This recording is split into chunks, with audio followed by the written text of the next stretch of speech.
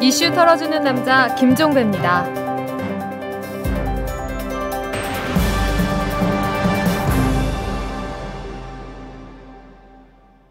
자, 여러분 반갑습니다. 이미 홍보 동영상이나 트위터를 통해서 이탈남의 출범 소식을 접하셨을 테니까 긴 말 드리지 않겠습니다. 이탈남의 컨셉은 원데이 원이슈입니다. 오로지 그날그날의 이슈 하나를 뽑아서 끝까지 파헤치려고 합니다. 이슈도 탈탈 털고 여러분의 궁금증도 탈탈 털어드리겠습니다. 바로 들어가죠. 오늘 털 이슈는 바로 이것입니다. 이상득 의원 보좌관 박배수 씨가 받아 챙긴 돈이 10억 원이 넘는 것으로 밝혀졌습니다.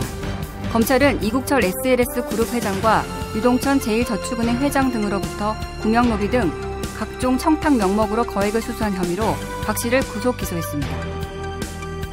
참 부끄럽고 정말 창피합니다. 저도 조심해서 살았는데. 민주노동당이 내곡동 사저터를 헐값에 매입하도록 지시한 혐의로 이명박 대통령 부부를 서울중앙지검에 고발했습니다. 대통령 부부가 임기 중 함께 형사 고발된 것은 이번이 처음입니다. 이시영 씨의 부담은 20%입니다. 20.74%. 장부상에는 말이죠. 총 공시가 대비 공기 지분율이 이시영 씨가 54%입니다. 이름 세 글자만 들어도 알만한 사람이 돼서 책임질 것이다. 검찰은 선관위에 대한 디도스 공격을 실행해 구속된 IT 업체 직원 황모 씨에게서 주범 공모 씨가 공격 당일 이와 같은 얘기를 했다는 취지의 진술을 확보한 것으로 알려졌습니다.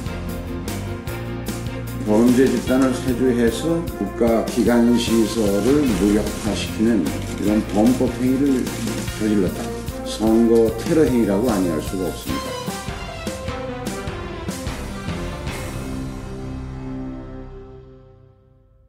네, 여러분 지금 이 플래시컷 들으셨을 텐데요. 약간 의외일 수도 있겠습니다. 올해는 선거의 해입니다. 총선도 있고 대선도 있고. 그래서 이 이탈남의 첫 아이템도 당연히 선거 관련 아이템이 되지 않을까 이렇게 예상하신 분들이 많으실 것 같은데 저희는 좀 비틀었습니다. 저희 첫 아이템으로 검찰을 꼽았습니다. 더 정확히 말하면 MB 정권 비리 의혹 사건을 수사하는 검찰 이렇게 정리를 할 수 있을 것 같은데요. 이유가 두 가지가 있습니다. 선거는 새로운 비전의 창출 과정이죠. 그리고 동시에 구악의 타파 과정이어야 하는데 그런 점에서 이 MB 정권의 비리 의혹 사건 이건 반드시 털고 가야 하는 사건이겠죠. 그리고 또 하나가 있습니다. 이 선출되지 않은 권력이 선출된 권력보다 더 막강한 힘을 행사하는 것은 난센스 중에 난센스입니다. 이 국민의 통제 밖에서 국민의 뜻을 거스르는 것 또한 난센스이겠죠. 반드시 바로잡아야 합니다. 과연 이 구악을 털 수 있는지 그리고 이 선출되지 않은 권력을 통제할 수 있는지 알아보기 위해서 이 MB 정권의 비리 의혹을 수사하는 검찰의 행태 이걸 저희의 첫 아이템으로 잡은 겁니다. 자, 지금부터 MB 정권의 비리 의혹 그리고 이를 수사하는 검찰의 행태를 본격적으로 털어보도록 할 텐데요. 함께 얘기 나눌 분을 모셨습니다. 다 아시죠? 금태섭 변호사이십니다. 1995년에 임용된 후에 10여 년간 검사로 재직하다가 2007년에 검사복을 벗은 그런 분입니다. 자, 금태섭 변호사님 안녕하세요. 네, 안녕하십니까. 네, 제 기억으로는 2007년에 검사복을 벗으셨던가요? 네, 2007년에 변호사가 됐습니다. 그때 아마 한 신문에 칼럼을 기고하셨다가 이게 문제가 돼서 사표를 내신 걸로 제가 기억을 하는데. 문제가 됐다기보다는 그것도 계기가 하나 돼서 2006년 9월 달에 신문에 기고를 했었습니다. 그때 기고했던 내용이 검찰 수사와 관련된 그런 칼럼 내용 아니었던가요? 예, 검찰 수사를 잘 받는 법이라는 기고를 했었습니다. 수사를 잘 받는 법. 예, 원래 10회를 연재하려고 하다가 한 번 내고 못했죠. 근데 이 MB 정권 비리 의혹 연루자들은 보면 안 되는 그런 칼럼 같습니다. 그러면? 아니면 누구나 그 법에 있는 권리를 다 행사할 수가 있어야죠. 그리고 그렇더라도 충분히 수사를 할 수가 있습니다. 예, 범죄를 감추자는 취지는 아니니까요. 피의자 입장에서 수사를 어떻게 잘 받을 것인가 이것도 중요하지만 검찰 입장에서 어떻게 수사를 잘할 것이냐. 오늘 그 이야기를 좀 이쪽에 좀 초점을 맞춰서 얘기를 좀 풀어갔으면 좋겠는데 지금 제가 앞서서 이제 MB 정권 비리 의혹 사건 이렇게 언급을 했지만 좀 하나하나 좀 그 구체적으로 짚으면서 이 사건이 어떻게 그러니까 수사가 전개가 될지 좀 시뮬레이션을 좀 해봤으면 합니다. 이제 먼저 가장 큰 사건은 아무래도 이 그 디도스 사건 아니겠습니까? 그렇죠. 이 최구식 한나라당 의원 오늘 뉴스를 보니까 최구식 의원이 한나라당을 탈당하겠다고 이 비상대책위원회 권고를 받아들여서 이제 탈당을 하겠다고 이렇게 이제 밝힌 걸로 나왔으니까 한나라당 의원이라고 표현하는 것은 약간 문제가 좀 있을 것 같고요. 아무튼 최구식 의원의 그 비서였던 공모 씨가 주도를 해서 11.6 서울시장 보궐선거 당일날 새벽에 이 선관위 그리고 이 박원순 당시 후보 이 홈페이지를 이제 그 디도스 공격을 한 이런 사건으로 정리를 할 수가 있을 것 같은데 역시 핵심 중의 핵심은 과연 공 씨, 그다음에 공 씨의 친구라고 하는 이 IT 업체의 대표 강 씨, 그리고 또 이 박희태 국회의장의 비서였던 김 씨, 이런 사람들에 의해서만 이 사건이 공모가 됐고 저질러졌겠느냐? 아니면 그 윗선이 있는 것 아니냐? 역시 핵심 중의 핵심은 이것 아니겠습니까?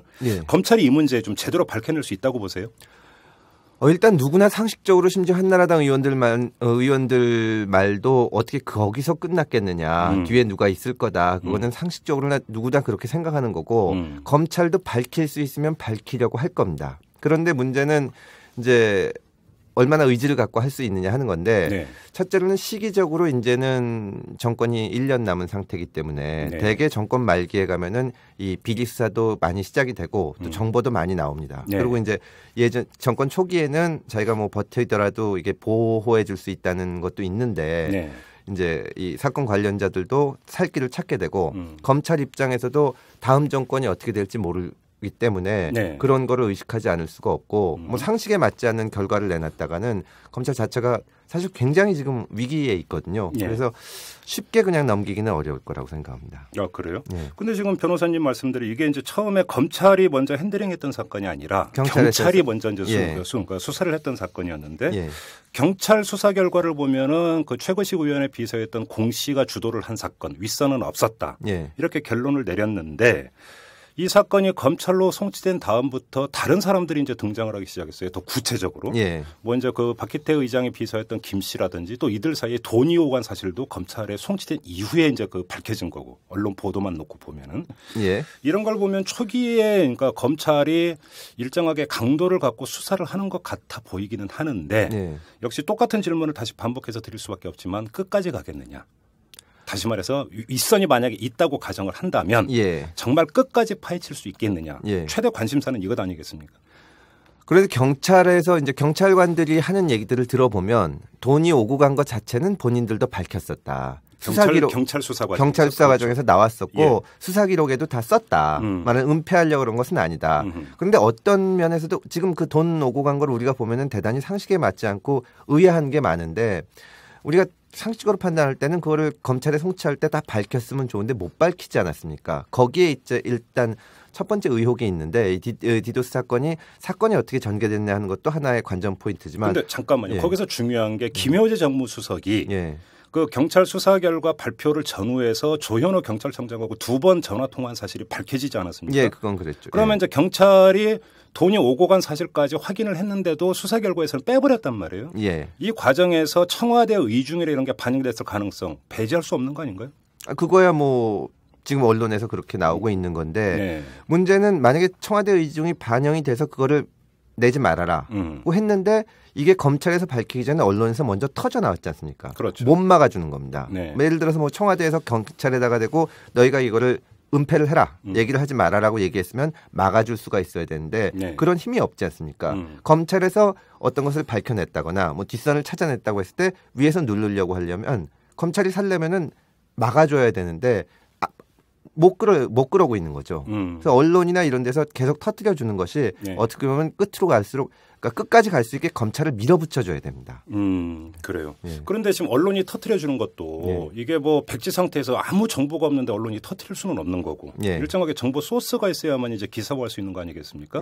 그런데 지금 흐름을 잘 보면 경찰 수사 과정에서 그 언론이 뭐 크게 그러니까 터뜨리고 이랬던 것은 별로 없었어요. 그런데 1억 원이 돈이 오갔다라는 사실도 검찰이 송치된 이후에 언론 보도가 된 겁니다. 그렇죠. 예를 들어서 이렇게 본다면 과연 이 언론의 정보 출처는 어디이냐. 사실 이것도 궁금한 건데 만약에 이 언론이 보도했던 이 정보의 출처가 검찰이라고 한다면 일정하게 검찰이 좀 더 세게 수사하기 위한 그 정치적 환경을 만들기 위해서 언론에 언론 플레이를 했다. 이렇게도 볼 수 있을까요?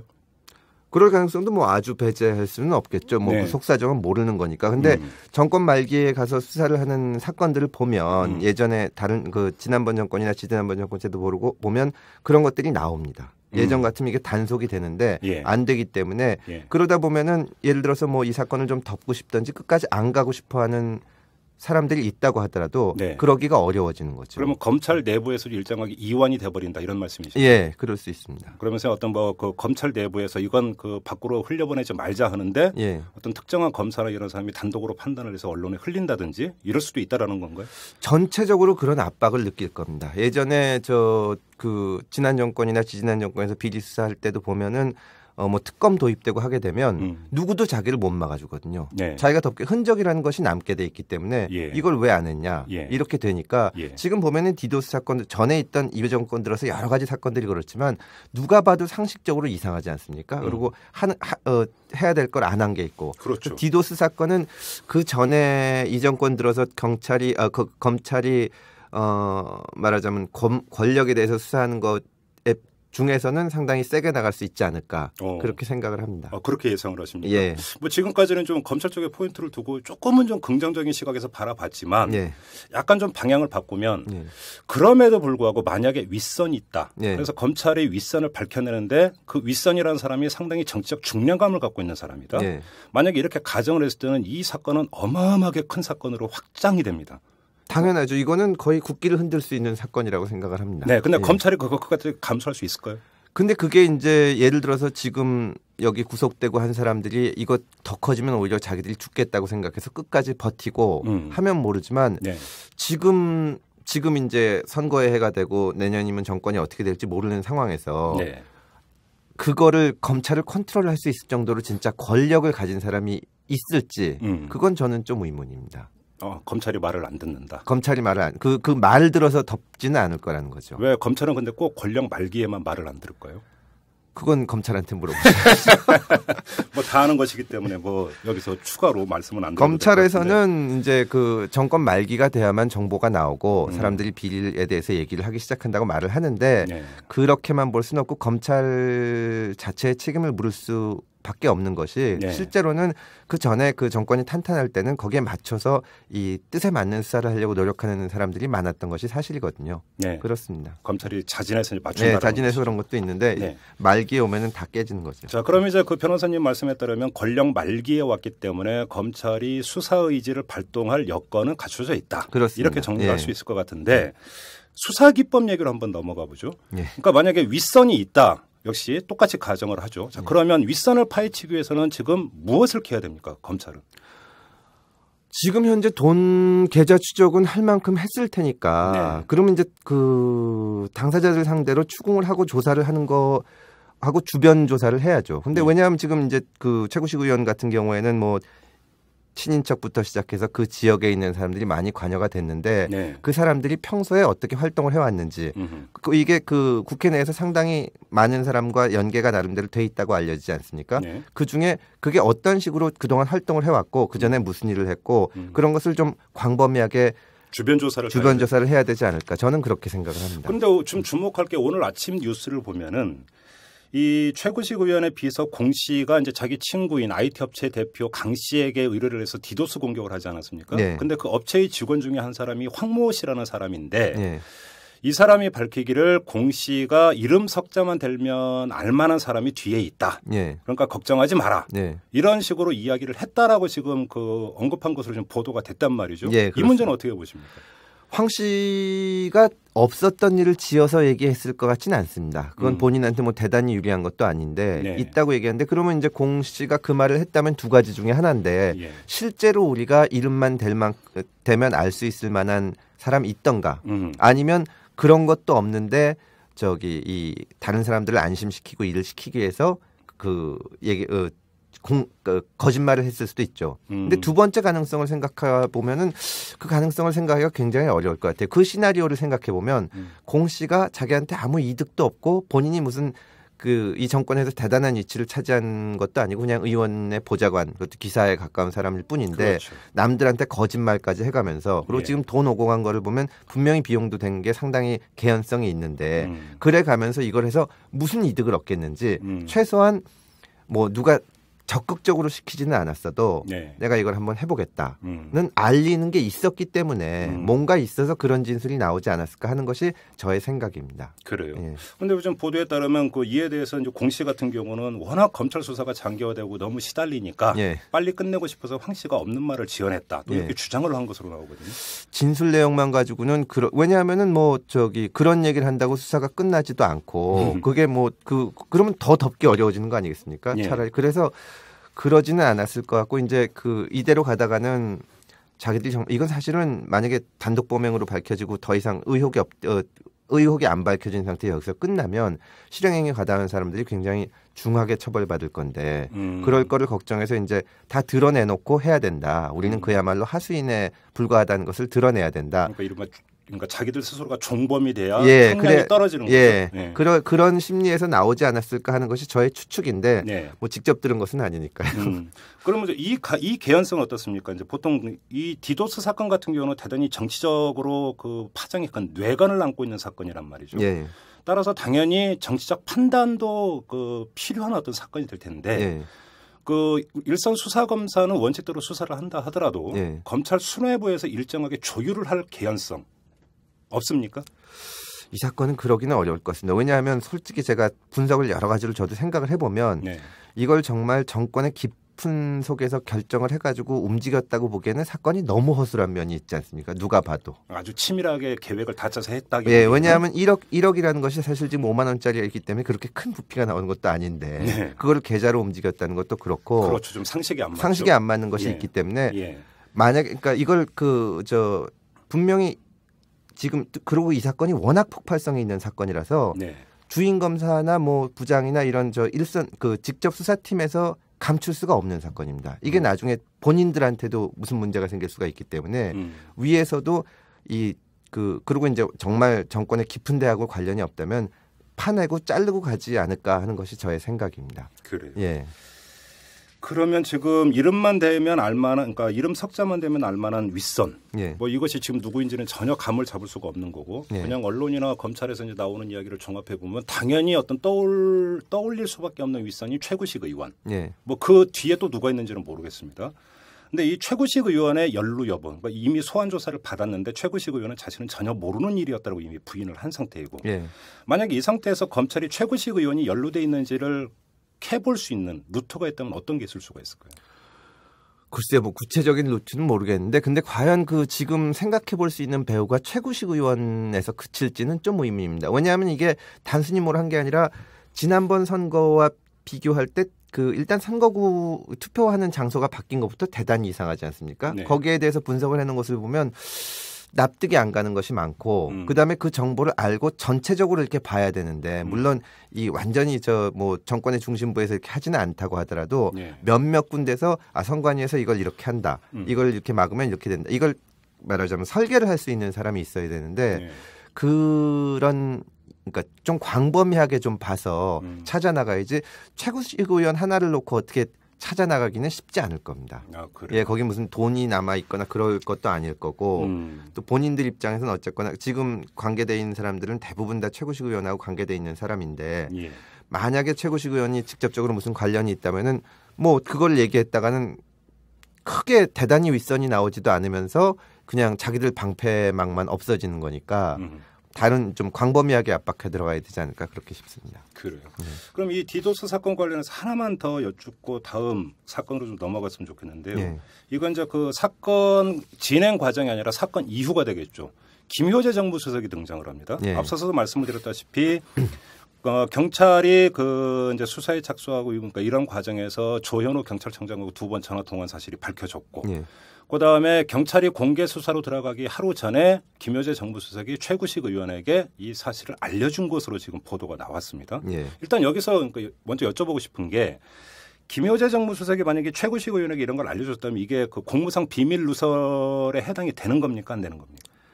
정확한 대화 내용을 몰라서 제가 뭐라고 말씀드리기는 어렵지만 최고식 의원을 둘러싼 사람들이 다 수사를 받고 있다면 적어도 잠재적으로 피의자가 될 가능성이 있는데 그렇죠. 그런 상황에서 이 얘기를 했다면 문제가 될 수 있다고 생각을 합니다. 사법적으로도 문제가 될 수 있습니다. 문제가 될 소지가 있다고 생각을 합니다. 그렇습니다. 예. 근데 보통 이제 그 제가 알고 있기로는 중요한 사건이 이제 수사가 될 때 예. 보통 이제 청와대 민정 라인을 통해서 검찰에서 보고가 올라가지 않습니까? 올라갑니다. 예. 그러면 그 이 보고가 올라가고 나서 그 안에서 이제 그 개선 라인에 있는 청와대의 담당자들만 알고 예. 내지 대통령에게도 보고가 되겠지만 예.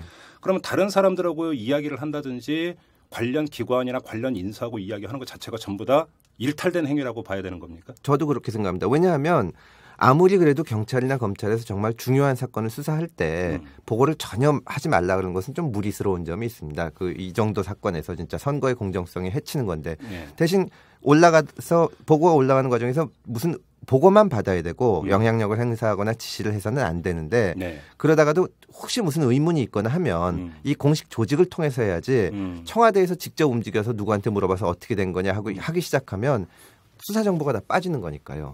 그것은 대단히 일탈된 행동이라고 생각합니다. 예, 근데 지금 변호사님께서 이제 그 보고를 하는 것 자체까지 문제 삼기는 좀 어렵다. 그런 현실론을 말씀을 하셨는데, 예. 근데 또 한편으로 보면은 두 가지 면이 있는 것 같습니다. 첫째, 그 민정 라인을 통해서 보고가 됐을 때 과연 그것이 담당자들만 알고 함구를 할 수 있겠느냐? 인지상정이나 여러 가지 어떤 그 돌아가는 메커니즘으로 볼 때 여기서 뭔가 당사자나 이런 사람들이 사건을 무마하거나 사건을 축소하거나 이렇게 하기 위한 행동을 어떤 촉발시킬 수 있는 요인들이 발생하지 않겠느냐. 두 번째, 보고가 되면은 정권 입장에서는 청와대 입장에서는 정치적 유불리를 당연히 따질 테니까 이 보고가 결국은 검찰 수사에 대한 정치적인 어떤 간섭이나 압력을 결국은 야기하는 측면도 있는 게 아니냐. 이렇게도 볼 수 있지 않을까요? 그거는 이제 그것만 놓고 생각해서는 안 되고 검찰의 중립성이나 이런 거를 지켜줄 수 있는 제도나 여러 가지가 갖춰진 상태에서는 이제 보고 가능하다는 거지. 지금처럼 이렇게 심심하면 전화해서 할 수 있는 상황에서는 문제가 많죠. 요즘은 심심하면 전화하는. 아니 그게 아니라 이 청와대하고 검찰하고 관계가 계속 문제가 많았었으니까요. 어떻게 보면은 이론적으로 되면은 충분히 보고도 할 수 있고 하는 거 아니냐고 얘기를 하지만 실제로 사건에 있어서는 이번에도 경찰에 전화하고 한 것이 단순히 단순한 보고나 사실적인 것만 얘기하는 것이 아니니까요. 이제 근데 예를 들어서 법원에서 재판을 하는데 이 사건이 유죄가 될 거냐 무죄가 될 거냐 이거는 정말 보고도 이루어져서는 안 되는 거지만 말도 안 되는 그건 말도 안 되는 거지만 그거보다는 이제 좀 덜하니까요. 그 상황에서는 보고는 이루어져야 되는데 이게 영향력이 행사되는 문제가 생기면 그걸 사회 전체적으로 문제가 돼야 되는데 어떻게 보면 좀 당연시 여기는 분위기 있고 그래가지고. 하긴 뭐 제도라고 하는 게 중요한 게 아니라 그 제도를 누가 어떤 마인드로 운영하느냐. 그것이 이거에 따라서 결국은 제도의 성패가 달라지기도 하니까요. 이 문제는 좀 나중에 다시 한번 짚어보도록 하고요.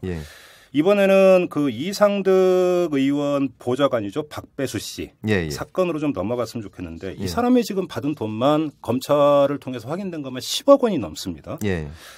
이게 보좌관, 물론 이제 그 박배수 씨 같은 경우는 상당 기간 동안 이상득 의원을 보좌를 했던 사람이고, 이른바 이제 뭐 왕 보좌관급 이렇게도 이제 볼 수 있는 사람이기 때문에 그 급이 높다. 뭐 이제 여의도에서 이야기하는 식으로 한다면 그런다 하더라도 10억 원을 개인적으로 과연 수수했겠느냐. 여기에다가 이 이상득 의원실 직원들이 여러 명이 연루가 돼서 돈 세탁을 한 지금 정황이 포착이 됐고, 또 차명 기자도 나오지 않았습니까? 이 돈 박배수 씨 개인이 받았다고 봐야 될까요? 대단히 의문스럽죠. 그거는 그렇게 개인이 받았다고 본다면 이상득 의원이 거의 그 왕따를 당했다고 해야 되는데 의원실 안에서 과연 그분이 그러실지 참 의문입니다. 이게 뭐 한두 푼 돈도 아니고 상당히 큰 돈이고 그 직원들 입장에서도 이게 자기 이름 사용하고 이 돈 세탁이 이루어지는 거기 때문에 이게 말하자면 거의 보고가 안 됐다면 비리 아니겠습니까? 그야말로. 그렇죠. 그러니까 우리가 뭐 의원실이라는 게 뭐 수백 명, 수천 명이 있는 것도 아니고 예를 들어서 제가 개인적으로 변호사 사무실을 운영한다고 했을 때 저도 모르는 사이에 우리 직원들이 10억 원을 가지고 일했다고 생각하면 좀 의외라고 생각합니다. 상식에 맞지 않는 것은 맞죠. 그러면 이상득 의원이 어떤 식으로든지 간에 연관돼 있을 개연성은 배제할 수 없다. 그렇게 생각합니다. 일단 이렇게 중간 정리를 하고 자, 그러면 이상득 의원이 그러면 이 돈 수수 과정에 연루돼 있는가 돼 있지 않은가를 이제 밝히는 게 이제 결국 이제 검찰 수사에서 핵심이 될 텐데 이 검찰 수사에 대해서는 문외한인 제가 보더라도 이것은 일정하게 루트가 있지 않는가라는 생각을 해요. 왜냐하면 예. 이 박배수 씨가 조경업체 대표로부터 받은 돈이 1억 8천만 원인데 그 명목이 뭐였냐면 관급공사 수주를 도와달라. 예. 이런 청탁과 함께 받은 거고요. 그다음에 그 대영 로직스 이 문한철 씨를 통해서 이국철 SLS 그룹 회장이죠. 이 사람으로부터 받은 돈. 이 명목이 뭐였냐면 그룹 워크아웃 및 검찰 수사를 좀 무마해달라. 예. 이런 명목으로 받았어요. 그리고 또 1억 5천만 원을 받은 것, 그 제일저축은행에서 받은 거죠. 이거 같은 경우는 금융감독 당국의 검사 강도를 좀 낮춰달라. 이런 명목으로 받았는데, 자, 이런 명목으로 돈을 받았다면 아무리 그래도 그러니까 돈만 받고 입을 씻을 수는 없는 거 아닙니까? 예. 일정하게 그러니까 그 보상을 해야 되는 거고, 예. 만약에 이런 청탁이나 압력이 있었다라고 한다면. 그것이 박배수 보좌관 개인에 의해서 그러면 이루어졌느냐 아니면 이상득 의원이 일정하게 여기서 역할을 했느냐 이걸 밝히면 되는 거 아닌가요? 그것만 가지고는 부족할 것 같습니다. 왜냐하면 네. 그 지금 신문에 나온 것처럼 이 보좌관이 지금 검찰의 수사를 받고 있는 와중에도 돈을 받았다는 것인데 그렇죠. 예. 실제로 이 정권에서 상당히 힘을 썼다는 거거든요. 꼭 그 이상득 의원이 전화를 안 하더라도 박배수 이상득 의원의 보좌관이 전화만 한 거 가지고도 상당한 영향력을 행사할 수 있기 때문에 박 보좌관 얘기가 곧 이상득 의원 얘기로 받아들일 그렇게 수도 있는 될 수도 거니까. 있습니다. 예. 예. 오히려 그거보다는 돈이 이렇게 사무실 안에서 돌아간 것 자체가 대단히 이상하다. 만약에 이 박배수 보좌관이 자기 개인적인 영향력을 이용해서 예. 이 어떤 사람들한테 청탁을 받고 저는 충분히 들어줄 능력이 있다고 생각합니다.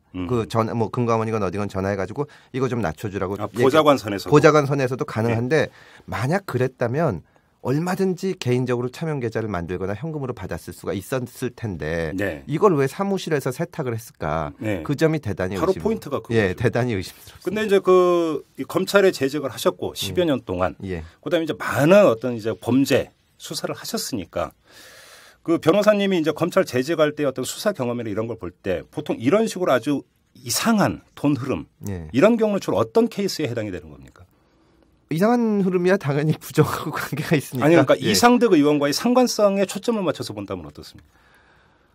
글쎄요, 그거를 뭐라고 단정하기는 어렵습니다. 근데 말하자면은 누가 예를 들어서 어떤 사람이 검찰을 찾아와서 네. 내가 이상득 의원의 보좌관한테 돈을 주고 이런 청탁을 했다. 네. 그럼 검찰 입장에서는 그걸 놓고 볼 때 이거를 보좌관이 개인적으로 했을 가능성도 있고, 그다음에 이상득 의원에게 적어도 보고가 됐을 가능성도 있고, 그걸 이제 수사를 해야 되는데 네. 거기서 정말 이런 자료가 나오면은 판단하기 쉽겠다 하는 것 중에 하나가 그 돈이 공식적인 루트로 반공식적인 루트로 움직였냐 하는 건데 이게 사무실에서 움직인 거 아닙니까? 그렇죠. 그러면 이상득 의원을 최소한 소환을 해서 네. 강하게 추궁해 볼 수 있는 근거는 있는 겁니다. 근데 왜 소환을 안 할까요? 아직 때가 아니어서 그런가요? 모르겠습니다. 그거는 다른 사건이 워낙 많아서. 근데 그 아까 이제 그 권력 말기이기 때문에 검찰이 수사 의지를 발동할 여건은 돼 있다 이렇게 말씀을 하셨는데 예.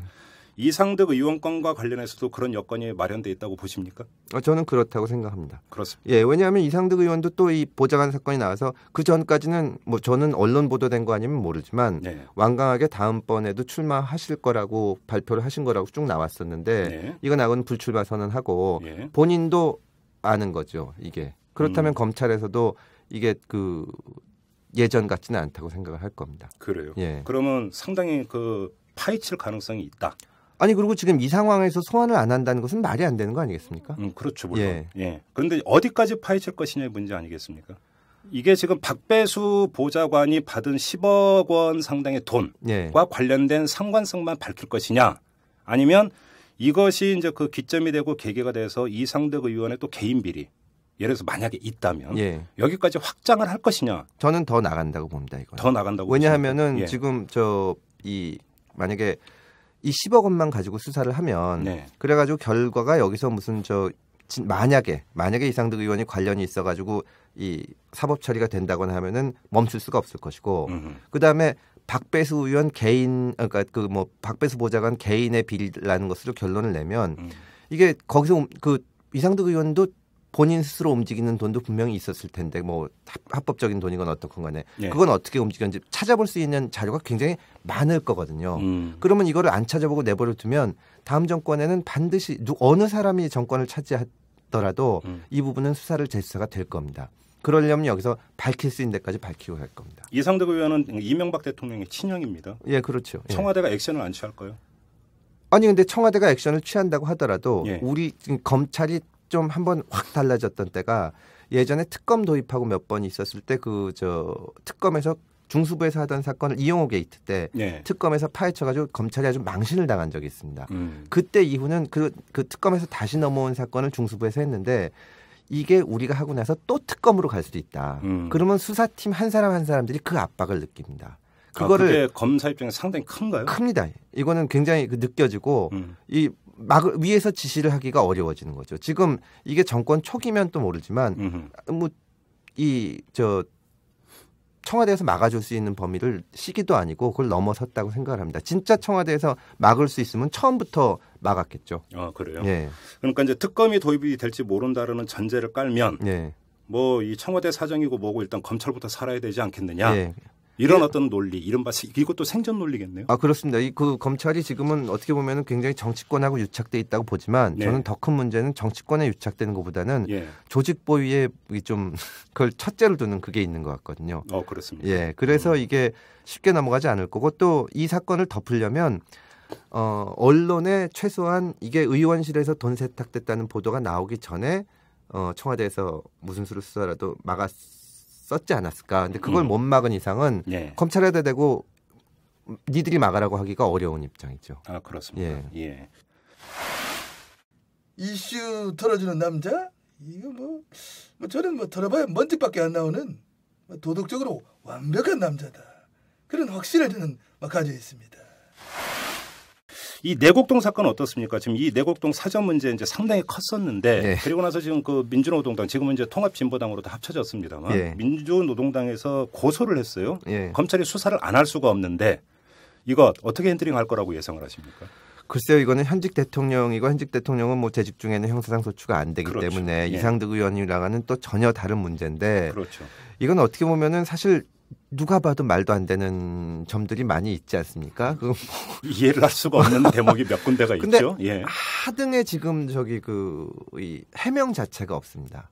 앵간만 하면은 청와대에서 이건 이렇다 저건 저렇다 해서 뭐 적절하지 못했어도 뭐 무슨 문제는 없다거나 이게 나올 텐데 그냥 지금 대답이 없는 상황이거든요. 네. 그래서 검찰로서도 굉장히 곤혹스러울 겁니다. 이게 무슨 법적으로는 지금 그 이명박 대통령 부부를 고소했던 거 고발한 것으로 알고 있는데 네. 뭐 형사상 소추가 유예를 안 받는 것은 대통령뿐이지만 그렇다고 해서 이거를 바로 손을 대기는 현직 대통령에 대해서 그렇고 이게 가장 어려운 사건 현재로서는 그럴 수 있습니다. 그러면 이거 시간을 질질 끈다고 봐야 됩니까?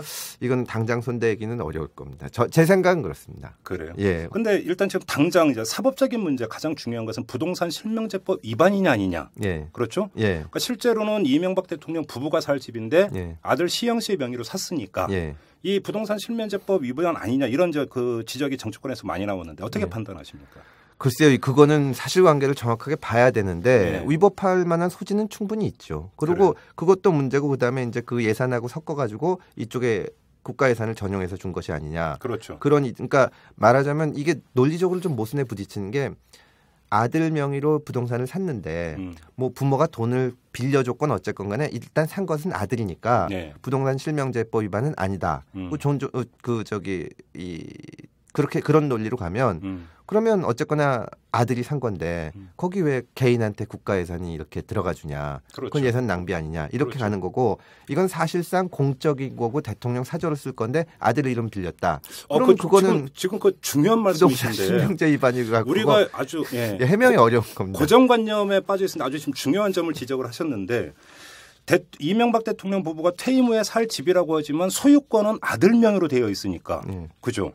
국가 예산이 거기에 투입이 돼서 뭐 공동지분을 갖고 이러는 것 자체가 지금 문제가 있는 거가 되는 거죠. 소유권이 누구한테 있느냐, 소유자가 누구냐를 기준으로 놓고 보면 그렇죠. 실소유자와 명의상 소유자의 문제인데 네. 양쪽으로 가기가 이쪽으로 가기도 어렵고 저쪽으로 가기도 어렵습니다. 이게 참 저로서도 이해하기 어려운데 최소한의 법률적인 검토도 안 거치고 간 것이 아닌가 그런 느낌이 듭니다. 너무 편하게 생각하시는 것 같아요. 이 법률 문제에 대해서. 편하게 생각한 걸까요? 아나무인이었을까요? 그건 모르겠습니다. 그리고 지금 이게 이제 지금 말씀하시다가 나왔지만 네. 시영 씨 지분의 어떤 그 땅과 이런 것은 아주 싸게 샀고 네, 그렇죠. 경호처 소유의 어떤 것 지금 경호처가 지분을 갖게 되는 땅은 뭐 거의 4배 비싸게 사고 예. 결국은 그래서 국가 예산을 들여갖고 비싸게 살면서 아들 시영 씨에게 경제적으로 혜택을 준 게 아니냐. 예. 이게 지금 또 하나의 문제 아니겠습니까? 그렇습니다. 그 부분을 따져봐야 됩니다, 사실은. 그래서 만약에 예. 이런 제기된 의혹이 사실로 확인이 된다면 이것도 예. 사법적으로 문제가 될 수 있는 건가요? 문제가 될 수가 있습니다. 어디에 저촉이 되는 겁니까? 배임이 될 수가 있습니다. 배임이 해당이 됩니까? 왜냐하면 국가 예산을 그렇게 함부로 쓰면 안 되는 거고 말하자면 이 땅, 여기가 저 아들 명의로 이시영 씨 명의로 산 것이 이시영 씨 실소유고 네. 뭐 명의도 그래서 개인이라면 국가하고 서로 어떻게 보면은 누가 싸게 이쪽에서 싸게 사면 이쪽에서 비싸게 사게 되는 건데 이해관계가 그렇죠. 충돌되지 않습니까? 예. 근데 지금은 거의 뭉뚱그려서 갔으니까 앞뒤가 안 맞는 거죠. 그래요. 예. 그런데 별로 검찰 수사가 발빠르게 움직일 것 같지는 않다. 일단 쉽지는 않을 겁니다. 제 생각은 그렇고 검찰도 이거는 뭐 한 최소한의 고려는 하지 않을까 싶습니다. 아까 예. 이제 쭉 말씀하시면서 권력 말기란 걸 참 강조를 하셨는데 예. 대통령과 직결된 사안에서는 또 예외 사항이 있나 보죠? 모르겠습니다. 지금 워낙 비리 사건이 많이 터져 나오니까 일단 선발도 부족하지 않을까 싶은 생각도 있습니다. 그래요. 네. 아무튼 이 사건 같은 경우는 그렇게 즉각 수사해서 국민이 속 시원할 정도로 다 털 것 같지는 않다. 왜냐하면 이거는 그렇게 조사를 할 게 많지가 않거든요. 그렇죠. 오래 끌 사건이 오래 아니죠. 끌 사건은 아닙니다. 이거는 그 인원 투입해서 하면은 금방 끝나는 건데 사실 사건 개요는 이미 다 나온 다 거고. 나와 있는 거고 법적인 판단만 하는 건데 그렇죠. 예. 그게 굉장히 정치적인 부담이 되기 때문에 시간을 끌지 않을까 하는 것이 저의 생각입니다. 근데 이게 또 이 정권을 만약에 넘기면 그 다음 정권한테도 부담이 되는 사건이 되는데요. 그러면 그렇긴 하죠. 근데 피고발인이 대통령 본인이기 때문에 예. 이건 다른 사건이랑 달리 좀 그쪽에서도 그렇게 볼 겁니다. 뭐 다음 대통령도 자기가 고발당할지도. 알겠습니다. 또 이 BBK 사건을 안 짚을 수가 없는데 예. 형식적으로는 2007년 대선 때 참 BBK 논란 어마어마하게 컸던 논란이었는데 아무튼 검찰 수사로 형식적으로는 일단락된 것처럼 보였었습니다. 예. 그런데 지금 다시 불거지고 있습니다. 그렇습니다. 구체적으로 두 가지 계기가 있는데 하나는 이 가짜 편지 사건이 있었어요. 예. 이거를 이제 이 방송을 듣는 분들의 이해를 돕기 위해서 잠깐 설명을 드리면 예. 이 대선 막바지에 당시 홍준표 한나라당 의원이 편지 하나를 들고 나왔습니다. 이것이 그 김경준 씨 입국이나 이런 것이 노무현 당시 정권의 공작일 가능성이 있는 것을 보여주는 편지다 하면서 이렇게 제시를 했는데 예. 알고 봤더니 이게 가짜 편지인 것으로 예. 이렇게 이제 밝혀졌는데 이 문제와 관련해서 김경준 씨가 지금 고소를 했습니다. 예. 그러니까 검찰이 다시 수사를 하지 않을 수가 없는 상황에 직면을 했는데 예. 이미 검찰은 2007년에 결론을 내린 거 아니겠습니까? 물론 사건의 성격은 물론 조금은 다릅니다만 예. 검찰 어떻게 수사할 거라고 보십니까? 이거는 당연히 그러니까 말하자면 법원에서 판결을 내린 사건이 아니기 때문에 결말이 난 것이 아닙니다. 네. 그 새로운 증거가 나오면 얼마든지 다시 수사가 될 수가 있는 건데 지금 BBK 문제에 대해서는 뭐 저도 잡혀갈지 모르니까 뭐 함부로 말을 할 수는 없지만 여러 가지 의문이 터져 나오고 있고 그래서 그리고 이제 이 관계자들 심지어는 이명박 대통령마저 어디 여기저기서 말씀하시는 거 보면 앞뒤가 안 맞는 부분도 있고 네. 지금 근데 이 도저히 납득할 수 없는 결과들이 많이 있기 때문에 분명히 다시 수사는 될 건데 근데 과연 이 정권 내에서 수사가 될지는 약간은 의문이 있습니다. 왜냐하면 검찰에서 어떤 결과를 내더라도 지금 믿지를 않는 분위기이기 때문에 국민이 믿지를 않고 검찰도 그것을 알아서 그러니까 뭐 진짜 뭐 지금까지 수사 결과랑 180도 다른 것이 사건의 진상이고 그거를 속 시원하게 밝혀낸다면 모르지만 그게 그럴 자신이 없다면 이건 어떻게 해도 안 되지 않을까 그런 생각이 있습니다. 근데 심지어 검찰 주변에서도 이 사건은 수사를 나중에 다시 할 거라는 얘기가 쭉 있었기 때문에 그 전부터요. 예. 근데 지금 더군다나 상당한 근거가 있는 문제점들이 터져 나와서 뭐 미국 뭐 여러 가지 문제들이 있기 때문에 수사는 다시 하게 되지 않을까 싶습니다. 또 하나가 이제 이 BBK 주가 조작 사건 아니었습니까? 예. 이제 그 주가 조작의 피해자들이 미국 연방법원에 이제 항소를 한 게 있어요. 예. 그러니까 이제 주식회사 다스 이 취하 요청을 받아들인 것에 불복해서 이제 항소를 했는데 예. 이것이 이제 미국 연방법원의 판결에 따라서 이것이 그 불똥이 우리나라로 튈 가능성도 배제를 할 수가 없는 거죠. 그렇습니다. 예. 이게 만약에 불똥이 튄다면 어떤 식으로 이게 전개가 될 수가 있는 겁니까? 그러니까 결국은 뭐 거래가 있었다고 보는 거죠. 그 김경준 측하고 이쪽이 어느 쪽인지 모르지만 거래가 있어가지고 돈 문제가 오고 한 건데 이 처음에는 그 미국 연방법원에서도 굉장히 이 거래가 있지 못하도록 하다가 막판에 이거를 이제 승인을 한 거 아닙니까? 예. 그래서 이게 다시 항소가 돼서 그 과정에서 있었던 어떤 일이 밝혀지면 지금 저희가 보기에 이게 소송을 쭉 하다가 또 양쪽에서 이렇게 취하하고 합의하고 한 과정이 대단히 이상한 거거든요. 그리고 그 과정에서 이제 옵셔널 벤처스 그 피해자 측은 배제되고 이랬는데 네. 거래가 있다고 의심할 만한 상당한 그게 있기 때문에 거래가 있다면 도대체 왜 있는 거냐? 뭐 한간에서 그 제기하는 것처럼 무슨 여러 가지 뒷거래가 있었던 건지 네. 그런 부분이 다시 짚어지게 될 겁니다. 예, 저도 얼마 전까지 라디오 해봐서 알아요. 쉽지 않아요, 이거. 예. 난 처음에는 김종배 씨 털이 많아서 이 털남인 줄 알았어요. 이슈 털어주는 남자라고요. 예. 잘 털어주세요. 근데 김종배 씨 털은 많아요. 저 지금 한 4가지 사건 정도를 짚어봤는데 대별이 됩니다. 그러니까 디도스 사건이라든지 이상득 의원 보좌관인 박배수 씨 사건. 더 나아가서 이제 이상득 의원의 개인 비리가 있느냐 없느냐. 물론 초점은 여기에 있습니다만 이 두 사건 같은 경우는 검찰이 그래도 꽤 깊게 이제 수사에 들어가지 않겠는가. 이게 지금 이제 금태섭 변호사의 어떤 그 이제 전망이시고. 하지만 이 내곡동 사저 문제, 그다음에 BBK 사건 문제는 이 현 정권 이제 1년 남았는데 현 정권 하에서 수사기가 검찰 입장에서는 참으로 부담스러울 수 있다. 그리고 질질 끌 수가 있다. 넘길 수가 있다. 이런 식으로 좀 정리를 할 수가 있을 것 같아요. 예, 그런 생각이 듭니다. 그런데 이제 그렇게 정리를 하다 보니까 BBK 사건과 내곡동 사건은 이명박 대통령과 직결된 사안이고, 그죠? 디도스 사건과 이제 뭐 이상득 의원과 그 보좌관 사건은 반개의 사건이고 이렇게 정리를 해도 될까요? 그렇게 말씀하시면 맞을 겁니다. 그렇습니까? 그러면 이제 아까 그 금태섭 변호사님께서 쭉 말씀하시면서 권력 말기이기 때문에 수사 의지를 발동시킬 정치적 여건은 돼 있다고 했지만 역시 그럼에도 불구하고 성역은 있다. 이렇게 정리를 해도 되겠습니까? 예, 아무래도 현직 대통령에 대해서는 그런 면이 있죠. 그런데 그렇다면 그런 검찰의 어떤 행태를 보면서 국민이 납득할 수 있을까요?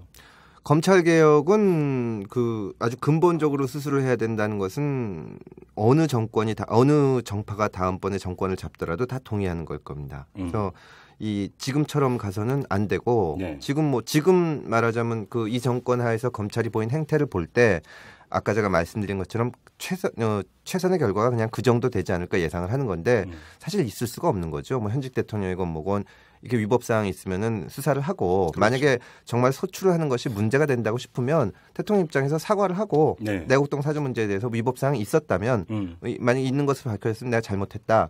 그렇게 하고 뭐 그다음에 국민적으로 어떤 정치적인 판단을 받든지 그렇게 가야 되는 건데 이렇게 그냥 아무 일도 없었던 듯이 덮고 넘어가는 것은 유감이다 그러고 덮고 넘어가는 것은 정말 생각하기 힘든 일인데 현재 상태는 그 정도 우리 사회 시스템이 그 정도 아닌가 검찰 시스템이 그 정도라고 생각합니다. 그래요. 그럼 좀 하나하나 좀 검찰 문제를 좀 짚어보죠.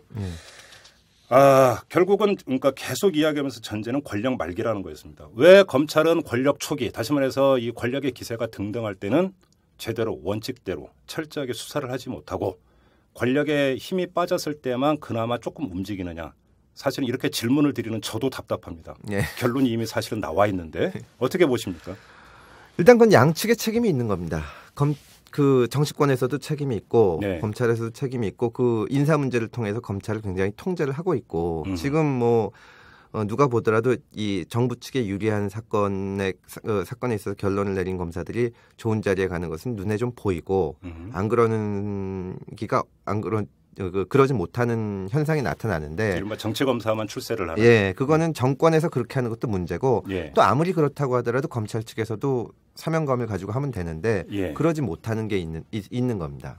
또 검찰 측에서는 생각을 하는 것이 말하자면 이게 참여정부 때부터 좀 그런 게 시작된 것이 있는데 검찰 조직 자체가 살아나야 된다는 그런 약간 컨센서스 같은 게 있습니다. 그 무슨 말씀이시죠? 구체적으로 좀 풀어주세요. 우리가 다 말을 안 들으면 그 국정원이나 경찰에서 이걸 할 거다.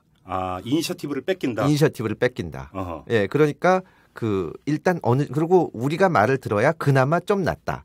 그런 이상한 논리들이 있어가지고 검찰이 지금 이 모양이고. 그러면 국정원이나 경찰이 나서는 것보다 비록 불완전하지만 우리가 나서는 게 그나마 그래도 낫다.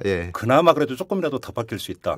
그런 논리가 상당히 통하고 근거가 없는 얘기 같은데. 제가 생각해도 그렇습니다. 그리고 개인적으로는 이제 검찰 인사에 개입을 하고 그래서 이것을 검찰을 통제를 하는 것인데 이제 확 바꿔야 되지 않나 그렇게 싶습니다. 바꿔야 되죠. 아주 재미난 말씀을 하셨는데 이 검찰이 이니셔티브를 져야 된다. 아니 어차피 수사권은 지금 이제 검경 수사권 조정 갖고 이제 그 수많은 논란이 있었습니다만은 누가 보더라도 수사권은 지금 검찰이 쥐고 있고 기소도 독점을 하고 있지 않습니까? 예. 왜 근데 그런 사고를 할까요? 검찰 내부에서 왜 국정원을 의식하고 경찰을 의식해야 되는 거죠? 뺏길 수 있다고 생각을 하는 겁니다. 그리고 이제 예전에는 이제 그 어떤 중요한 사건의 정보가 있으면 뭐 저도 직접 받은 것은 아니지만 청와대에서 검찰 쪽으로 정보를 줬다고 알려져 있습니다. 근데 큰 건 같은 경우 큰 건 같은 경우에 근데 언제부턴가 경찰에도 주기 시작했거든요. 여기서 이 정권에서 빚어진 현상입니까? 그 전부터 그런 일이 있었습니다. 그러니까 검찰이 위기의식을 느끼고 사랑받으려고 노력하는 겁니다. 오호, 그래요? 예. 경쟁을 시키는 거군요? 경쟁을 시키는 겁니다. 그런데 좀 얼핏 들으면 이해를 하기가 힘든 게 어떤 사건이 있는데 그거를 검찰한테만 토스해 주는 게 아니라 경찰한테도 토스해 준다. 예. 그러면 경찰과 검찰이 열심히 수사하느라고 경쟁을 벌이면 수사 성과가 더 있어야 되는 거 아닙니까? 그럼? 아니요. 그러니까 말 잘 들어야 그런 정보를 주니까. 근데 문제는 뭐냐 하면은 그것이 그러니까 많은 사람들이 우리나라 경찰도 경찰 말씀 나중에 드릴 수 있겠지만 검찰이 말씀하신 것처럼 정말 세계적으로 유례가 없을 정도로 강력한 권한을 가지고 있거든요. 우리나라처럼 그 센 권력을 갖고 있는 검찰이 없죠. 우리가 다른 나라 검사들을 만나면 제가 검찰에 있을 때 국제회의를 해가지고 90개국 정도에서 온 한 500명 외국 검사들하고 만난 적이 있는데 다들 부러워합니다. 너희 너무 좋겠다. 이런 나라가 없거든요. 근데 그것을 누구나 권한을 축소시켜야 된다고 생각을 하는데 이거를 유지시켜주면서 말을 듣게 하는 겁니다. 그래서 사실은 정치적으로 길들이는 거고. 검찰의 권한을 대폭 없애야 됩니다. 제 생각에는 이 지금 수사권 조정 논의하고는 조금 다른데 지금 수사권 조정 논의는 약간 저는 핀트가 틀어졌다고 보는 것이 검찰의 수사권을 그대로 둔 상태에서 경찰의 수사권에 대해서 검찰이 얼마나 지휘하느냐 마느냐를 가지고 얘기를 하고 있거든요. 그렇죠. 근데 사실은 검찰의 주장은 뭐냐면 경찰에서 하는 수사에 인권을 위해서 검찰이 지휘를 해야 된다. 그 말까지는 먹힙니다. 그러면 검찰이 직접 수사하는 것은 누가 지휘를 하냐. 왜 니네는 네 마음대로 하냐. 그 말을 할 수가 있거든요. 권력이 지휘하지 않습니까? 그래서 사실은 뭐 중수부를 비롯해서 검찰에서 직접 수사하는 권한을 없애거나 거의 이제 정말 뭐 몇 년에 한 번 정도 뭐 경찰 비리 이런 특별한 거 할 때 아니고는 놔두고 검찰은 기소 내지는 경찰을 지휘하는 기관으로만 놔둬야 되지 않나. 그러면 뭐 굳이 사랑받을 필요도 없고 경찰이라는 것을 견제만 하게 되니까요. 그렇죠. 그렇게 될 수가 있고 직접 수사 권한은 경찰을 줘야 되지 않나 그런 생각입니다. 이제 검찰에 이제 오래 재직을 하셨으니까 지금도 이제 뭐 현지 검사들하고 이제 뭐 교류가 있으실 것 같은데 혹시 이렇게 그 교류 과정에서 이런 의견을 한번 피력해 보신 적이 있습니까? 현지 검사들에게? 예를 들어서 최근에 그 검찰의 그 권한을 축소하는 것과 관련해서 논의가 돼 있었던 게 크게 봐서 두 개가 이슈가 있거든요. 하나는 중수부 폐지하고 하나는 수사권 조정 문제인데 중수부 폐지에 대해서는 일선 검사들도 그렇게 크게 반발하지 않습니다. 하거나 말거나. 그리고 그거는 상당히 그냥 근데 경찰을 지휘하는 문제에 있어서는 상당히 완강합니다. 그건 왜냐하면 본능적으로 볼 때 경찰이라는 조직이 우리가 검찰도 세지만 예를 들어서 미국은 뭐 FBI도 있고 뉴욕 경찰도 있고 카운티 경찰도 있고 나뉘어 있거든요. 근데 우리는 15만 경찰 병력이 조현호 청장 한마디에 의해서 일사불란하게 지휘를 받는 군대 같은 조직인데 이거를 우리가 견제를 안 하면 이게 우리가 약해지는 게 아니라 얘네가 세지는 거다. 이 생각이 들기 때문에 또 이제 사건 관계들 오다 보면은 우리 누구라도 좀 걸러줘야겠다. 그런 생각이 들어서 이거는 놔둔 대신 경찰에 대신 이 말에는 누구도 할 말이 없는 겁니다. 그럼 너희가 경찰을 견제하는 것은 좋은데 그럼 니들도 견제를 받아야지 니들은 맘대로 수사하면 되냐. 왜냐하면 경찰이 수사해서 성취하는 사건은 검찰은 직접 당사자가 아니기 때문에 공정할 수가 있는데 자기가 수사한 거를 자기가 기소해버리면 이거는 당사자가 소송하는 거나 마찬가지거든요. 그 부분을 축소시켜야 되지 않나 싶습니다. 예, 알겠는데 갑자기 이제 그게 불현듯 떠오르는데 좀 전에 그 변호사님께서 말씀하시면서 권력이 아주 중요한 정보를 검찰에만 주는 게 아니라 경찰에도 줘서 경쟁을 시킨다. 이런 말씀을 하셨어요. 근데 갑자기 불현듯 떠오르는 생각이 그러면 그 권력은 그 중요한 정보를 어디서 얻었을까요? 글쎄요, 그것까지 뭐 제 권력이 아니다 보니. 그러면 결국은 이른바 이제 그 이야기에는 그것도 일종의 하명 수사라고 봐야 되는 겁니까? 그렇죠. 그 위에서 지시해서 수사를 하는 거고 그리고 네. 결국은 정보라는 것이 힘이기 때문에 예. 그것이 반드시 수사로 이어지건 안 이어질 때 오히려 더 위험할 수도 있습니다. 근데 예를 들어서 만약 청와대라든지 이런 권력 핵심부에서 중요한 어떤 사건을 토스를 해줘서 검찰이 수사를 하게 되면 예. 토스를 해주는 과정에서 당연히 청와대나 이런 데서는 정치적 판단을 할 것이고 예. 이 사건을 지금 키워야겠다 예. 내지 이 사건을 이쪽 방향으로 끌고 가야겠다 이런 예. 정치적 판단이 거기에 개입돼 있을 거 아닙니까? 그렇죠. 예. 그럼 검찰은 그걸 토스를 받아서 수사를 하는 과정에서 이런 것에 대해서 견제를 하거나 검증을 하거나 여과를 시키거나 이런 기재는 전혀 없습니까?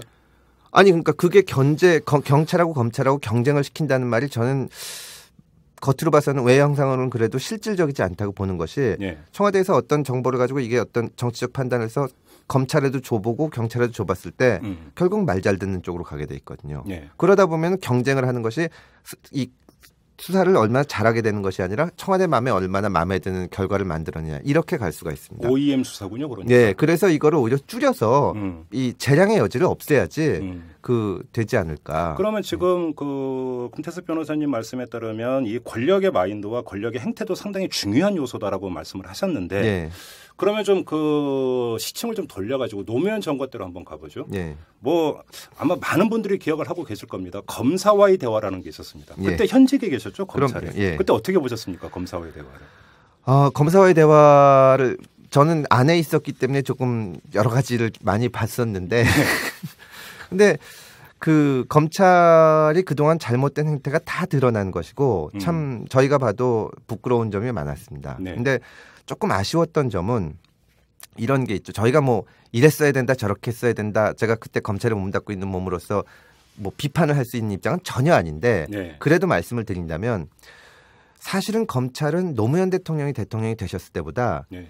김대중 대통령이 대통령이 되실 거라고는 꿈에도 몰랐거든요. 정말 이거는 뭐 아무리 그 여론조사 결과가 올라와도 설마 하고 있다가 이게 된 겁니다. 네. 그 처음 정권 교체가 나니까 정말 당황하고 이제 우리는 다 죽었다. 그러고 있었는데 그 김대중 대통령이 검찰들이 이제 인사를 왔을 때 고위직들이 인사를 왔을 때 검찰이 바로 서야 나라가 바로 쓴다. 이렇게 전혀 예상 외의 격려를 해주면서 끌고 갔거든요. 굉장히 네. 교묘하게 하신 면이 있는데, 네. 그러니까 그 어떻게 보면은 이제 정권이 교체되고 초기에 그 정말 국민들의 민주화 열망을 띠고 가는 정부를 검찰이 서포트를 그러니까 굉장히 민주적이 됐습니다. 근데 노무현 정부 때는 그거보다는 오히려 노무현 대통령 개인을 지지하거나 예. 그쪽으로 돼야 된다고 생각하는 검사들이 상당수 있었는데 노무현 대통령이 전 국민이 보는 앞에서 니네 수뇌부를 못 믿겠다. 그럼 이 안에서 그 사람들이 움직일 수 있는 여지가 없습니다. 그때부터 이 검찰 조직이라는 게 그다음 대치전선이 그렇죠. 그때서는 내부의 적이 되기 때문에 이 강경파가 몰고 나가는 거고 저는 그때부터 이 검찰이 스스로의 조직 보위를 가장 높게 보는 잘못된 태도가 생기지 않았나 하는 생각을 갖고 있습니다. 그럼 이른바 이런 표현이 적합한 표현이 대통령 편이냐 우리 편이냐? 그때 당시에 검찰 내부의 분위기가 이랬다라는 그렇죠. 겁니까? 예, 그런 게 있었습니다. 그러니까 거기서 뭐 검찰 개혁을 얘기하고 원칙을 이야기하는 것은 대통령 편이다. 그렇죠. 이런 식으로 그때 간주를 이제 했다라는 겁니까? 그 말하자면 이거는 검찰을 없애거나 네. 거의 뭐 허수아비를 만들려는 거다. 그런 논리 앞에서 쓰기가 어려운 겁니다. 그럼 초등학교 교실도 아니고 그게 뭡니까? 그래서 제가 뭐라고 말을 드릴 말씀은 없지만 네. 그래서 검찰 개혁이라는 것이 다음 정부에서 이제 반드시 이루어져야 할 건데 상당히 좀 정교한 접근이 이루어져야 되지 않을까. 근데 제가 검사와의 대화 이야기를 꺼낸 이유가 있는데요. 예. 지금 그 금태섭 변호사님 말씀에 따르면 권력이 어떤 마인드를 가지고 검찰을 어떻게 대하느냐에 따라서 예. 이 검찰의 자율성과 원칙, 예. 그러니까 정치 검찰이라는 데에서 이 정치라는 두 글자를 떼낼 수 있느냐 없느냐를 좌우하는 하나의 관건적 요소다 이렇게 볼 수 있는 건데 예. 지금까지 알려진 바로는 노무현 정권이 다른 건 몰라도 검찰을 장악하려고 하지는 않았다. 장악하려고 한 건 아닙니다. 그러니까 그러면 의도가 나빴다고 한 것은 아닌데 예. 그 좋은 의도를 가지고 예. 조금 더 정교하게 접근을 했으면 검찰을 이렇게 외과적으로 수술을 해서 불필요한 권한들을 잘라내고 할 수 있을 텐데 네. 그때 안에서 오히려 강경파들이 득세를 하고 이걸 움켜잡게 만드니까 오히려 검사와의 대화가 오히려 개혁이 어려워지게 된 검찰 개혁을 가로막아 버렸다. 그런 게 있습니다. 검찰 내부의 어떤 보위 심리 이런 것들을 자극을 해버리면서. 왜냐하면 검찰을 개혁해야겠다는 것이 이제 참여정부의 마스터 플랜이고 마인드였는데 네. 그렇다면은 속으로는 그런 생각을 할 땐 겉으로는 이렇게 좀 해줄 수도 있는 건데 너희를 개혁하겠다 하고 하니까 저쪽에서 저항하게 된 그런 면이 있습니다. 그러니까 방어 기제가 작동을 해서 예, 이런 말씀이시네요. 예. 그러면 제가 한번 이렇게 여쭤볼게요. 그러면 예.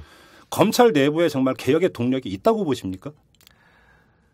검찰 내부에서 스스로 개혁할 수 있는 동력은 현재로서는 없다고 생각합니다. 외부에서 당연히 충격을 줘야 되고 검찰에게는 수많은 기회가 있었는데 참 검찰에 몸담고 있고 지금도 검찰을 굉장히 아끼는 사람으로서 안타깝지만 기회를 다 날리지 않았나 싶습니다. 아니 그러면 그러니까 지금 내부 동력은 없고 외부에서 충격을 줘야 된다라고 말씀하셨는데 예. 노무현 정부 때는 오히려 정반대로 말씀을 하셨어요. 검사와의 대화는. 아니 그러니까 외부 충격을 줄 때 조금 좀 뭐랄까 어떻게 주느냐. 어떻게 주느냐 그것이 중요하다. 그럼 어떻게 줘야 되는데요?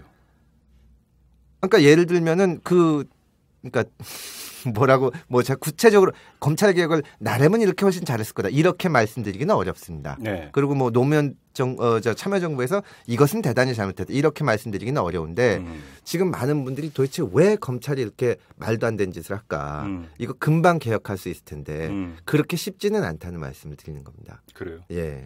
그리고 이제 검찰에 대해서 정말 잘 파악하고 누구는 어떻고 누구는 어떤 걸 알면서 그 개혁 마인드를 가진 사람을 찾기가 대단히 어렵습니다.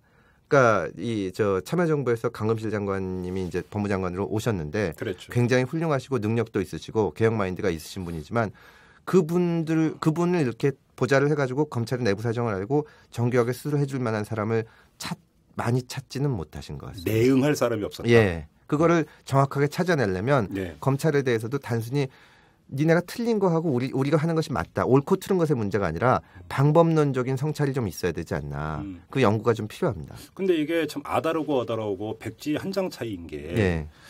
검찰 개혁의 마인드를 갖고 있는 검찰이라면 상식선에서 볼 때 현 검찰 조직에서 그렇게 중용될 것 같지는 않고 예. 그러면 한직에 있는 사람일 텐데 예. 그런 사람을 검찰 개혁을 하기 위해서 전진 배치를 시키면서 중용을 해버리면 예. 그 순간에 그 인사는 코드 인사로 낙인이 찍히고 그래서 오히려 검찰 내부에서의 행보에 오히려 더 제동이 걸릴 수 있는 가능성도 있는 거 아닙니까? 물론 그렇습니다. 예. 물론 그렇고 네. 그렇기 때문에 그게 결코 쉬운 문제는 아닌데 네. 검찰뿐만이 아니라 경제부처나 하더라도 결국은 이 개혁 마인드를 가진 사람들이 왔다가 관료들한테 휘말리는 그런 형국이 검찰에서도 날 수가 있다는 거죠, 저는. 그래요. 예. 그리고 또 한 가지 이제 보통 이제 그 검사 동일체 원칙이라는 게 있지 않습니까? 예, 예. 이것도 중요한 그 요소로 작용을 하나요? 어떤 면에서 말씀하세요? 그러니까 검찰 안에서 예를 들어서 어떤 이견이 나오고 그거에 대해서 그러니까 이래서 논쟁을 벌일 수도 있고 네. 거기서 더 구체적으로 갈등으로 가면서 이것이 파열음이 날 수도 있고 하는데 그런 모습을 그러니까 공개가 안 됐을 뿐인지 예. 아예 없었는지를 확인할 길이 없습니다만 예전보다는 많이 깨졌습니다. 그래요. 예전보다는 많이 깨진 게 일단 검사 숫자가 늘어났기 때문에 예. 첫째는 이거는 개개인의 양심 가지고는 안 되는 문제인데 네. 예전에 검사가 몇백 명 수준이나 1,000명 이럴 때는 모든 검사가 될 때 자기가 검찰총장이 될 생각을 합니다. 충성을 다하는 거예요. 근데 지금은 그 위에서도 그런 환상들을 심어주는 거죠.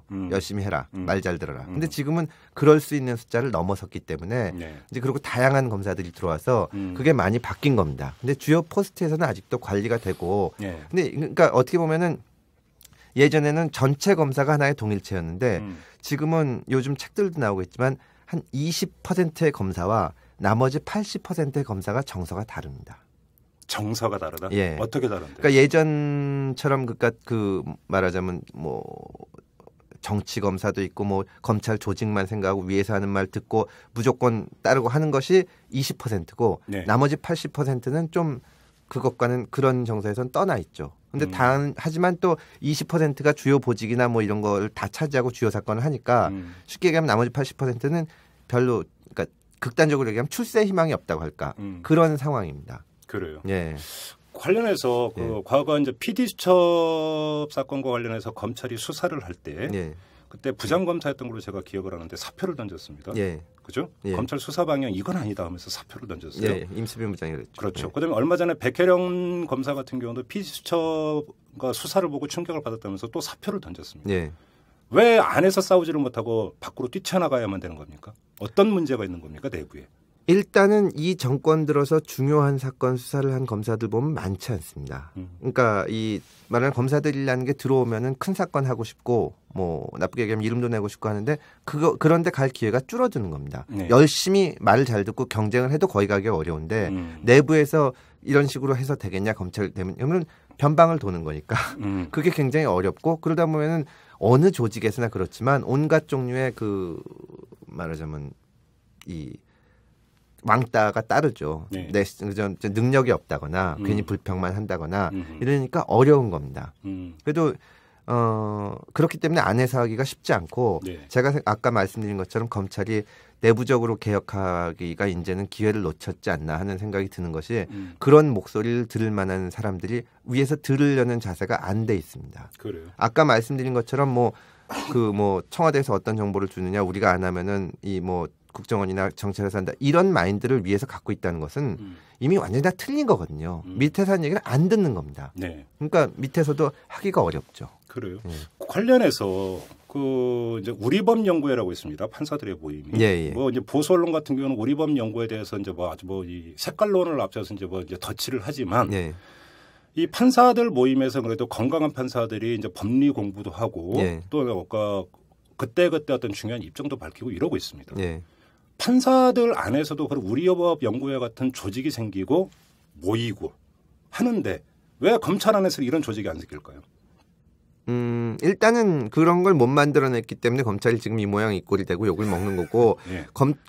현직 검사들도 그렇고 검찰에 있는 사람들이 검찰이라면 검찰이 개혁당하고 힘을 잃고 하는 것은 본능적으로 싫어하지만 네. 어쩔 수 없이 감수하게 되는 것이 우리가 잘 못했기 때문인데 그만큼 검찰이 또 법원에 비해서도 더 강력한 권한을 갖고 있기 때문에 네. 정치권에서 이거를 길들이기 위해서 많은 장치를 만들어놨습니다. 예를 들면 법원은 인사 문제를 가지고 조정을 하는데 한계가 있습니다. 쭉 평생 같이 이렇게 일정하게 가게 되는데 연차가 되면 어디 가고, 그러니까 예. 내가 내년에 어디가 있겠다 하는 걸 알 수가 있는데 검찰은 그게 안 되거든요. 완전 인사권자 마음대로기 때문에, 예. 그러니까 서울에 있다가 제주도 갈 수도 있는 거고, 네. 그래서 그런 여건도 그렇지만, 그래서 결국은 그래도 어떤 여건에 있든지 간에 지금 이렇게 된 것은 검사들이 반성을 해야죠. 그래요. 네. 무식한 질문이지만 검사가 그렇게 꼭 출세를 해야 되는 겁니까? 저도 그렇게 생각을 안 합니다. 그래요. 네. 결국은 검찰 개혁 이야기는 그러니까 이 귀에 못이 박히도록 참 많이 들었는데 검찰 이제 국민들이 이야기하는 검찰 개혁에 있어서 그 개혁의 핵심 중의 핵심은 역시 그 정치성, 정치적 예속성 이 문제 아니겠습니까? 예, 그렇습니다. 지금까지 쭉 이제 말씀을 하시면서 결국은 그 맥락으로 말씀을 하셨지만. 그래도 물론 여기서 어떤 권력의 어떤 마인드, 태도, 철학 이런 것은 논외로 하죠. 다음 정권에 누가 이제 권지 앉을지도 모르겠고 또 이제 그 직관 들어갈 때 마음과 나올 때 마음이 다르다라고 하는 게 인지상정이라고 하니까 그건 논외로 하고 순수하게 어떤 검찰 안에서 볼 때 이 정치적 예속성을 근절해내기 위한 가장 강력한 처방이 어떤 게 있을 수가 있습니까? 검찰의 권한을 대폭 축소해서 아무 힘이 없게 만들어내는 게 최고라고 생각합니다. 그래요? 예, 그거 이외에는 지금 방법이 없는 것 같고 솔직히 말해서 어떤 정권이 들어오더라도 굉장히 유혹적인 거기 때문에 그리고 검찰 내에서 굉장히 제안을 많이 합니다. 우리가 이렇게 하겠다 저렇게 하겠다. 어떤 제안을 말씀하시는 거죠? 정권을 위해서 충성을 바치겠다. 실제로 그런 그래서 수사기획도 한다라는 말씀이십니까? 아니 그렇게 구체적인 거를 떠나서 자세 자체가 그렇게 돼 있는데 그런 말을 못 꺼낼 정도로 그리고 정치권에서 관심을 안 가질 정도로 일단 힘을 빼야 그 다음에 거기서 새로 출발할 수가 있지. 지금 이거를 움켜잡고 그래도 검찰이 뭔가 역할을 해야 되지 않을까. 지금 기존에 이렇게 조직이 있는데 만약에 이제 정권이 어떻게 될지 모르지만 상당히 바른 생각을 가진 사람들이 정권을 잡아서 검찰 개혁 문제를 다룰 때 그리고 이 기존에 이 조직이 상당히 오랫동안 큰 역할을 해왔으니 어떻게 살려서 가져가서 우리가 원하는데 좀 쓸 수 있지 않을까. 저는 그렇게 생각하는 순간 대단히 위험해진다고 생각합니다. 그래요. 이거를 힘을 쫙 빼서 거의 정치적으로는 예속시킬 수 있는 쪽에서도 그럴 필요를 못 느끼고 검찰에서도 우리가 정치권을 위해서 해줄 일이 없다. 그러니까 우리는 그냥 사건 수사하고 기소하는 거다. 이렇게 만들어 놓은 다음에 뭐가 시작될 수 있지 않을까. 권력자 입장에서 검찰 볼 때 별로 영향가가 없는 집단이다. 그렇게 만들어야 될 그 정도로까지 힘을 빼야 된다. 그런데 힘을 빼고자 하는 의지와 힘을 뺄 수 있는 힘은 전혀 별개의 문제입니다. 노무현 정권 때부터 이제 공수처라고 그랬죠. 고위공직자 비리 수사처 만들어갖고 하려고 했지만 성공을 못했습니다. 다시 말해서 일정하게 검찰의 권한의 일부를 떼어내려고 하는 시도가 없었던 건 아니었어요. 예. 그런데 다 좌초를 했습니다. 예. 그건 거꾸로 이야기를 하면 검찰의 힘, 나아가서 검찰 외곽에 있는 힘이 예. 오히려 권력보다 더 세다. 이런 이야기로도 연결이 될 수 있는 거 아닙니까? 그건 당연히 그래서 지금까지 개혁이 안 된 거고요. 네. 국회에서 무슨 검찰개혁 법안을 넣으면은 뭐 검찰 출신 의원서부터 시작해서 다 난리를 치는데 네. 근데 역설적으로 말하면 검찰 개혁이 가능하게 한 것이 검찰이라고 생각을 합니다. 워낙 이번 정권에 황당한 일을 많이 하고 월권에 가까운 권한 행사를 했기 때문에 사실 PD수첩 사건이 뭐니 보더라도 네. 그게 극단적으로 얘기하면 극단적으로 아니라 본질적으로 얘기하면 언론 보도가 사실이냐 아니냐 하는 문제를 검찰에서 우리한테 니네가 취재한 거를 다 갖고 오면 우리가 얘기해 주마 이렇게 된 거거든요. 그렇죠. 그리고 이제 뭐 여기 자료에도 있지만 뭐 민간인 사찰 사건이나 이럴 때서 완전 정치권에 붙는 것이 보이고 지금 심지어는 FTA 나오고 나서는 뭐 인터넷에서 떠들면은 형사 소추할 뿐만 아니라 민사적으로 소송까지 하는 걸 지원하겠다. 이런 황당무계한 얘기까지 나왔기 때문에 이제는 국민의 다수가 네. 이거는 문제가 있다. 그리고 정치권에서도 예전처럼 검찰을 밀어주기가 어려울 것 같습니다. 이번 정부는 워낙 그냥 그렇게 갔기 때문에 어쩔 수가 없지만 정권이 바뀌면 이 개혁할 수 있는 동력이 생길 거라고 봅니다. 결국은 검찰 개혁도 선출된 권력에 의해서만이 행사가 될 수 있는 거고 예. 선출된 권력이 누가 되느냐는 결국 또 국민의 선택에 달려 있는 문제. 항상 하는 얘기가 투표를 잘해야 되는 거 아니겠습니까? 알겠습니다. 근데 지금 계속 검찰에 대해서 말씀하셨는데 예. 그 과거 옛 검찰 동료들이 그 금태섭 변호사님 보면 별로 이 눈초리가 좋을 것 같지가 않습니다. 아닙니다. 또 뭐 그거랑 상관없이 친하게 지내니까요.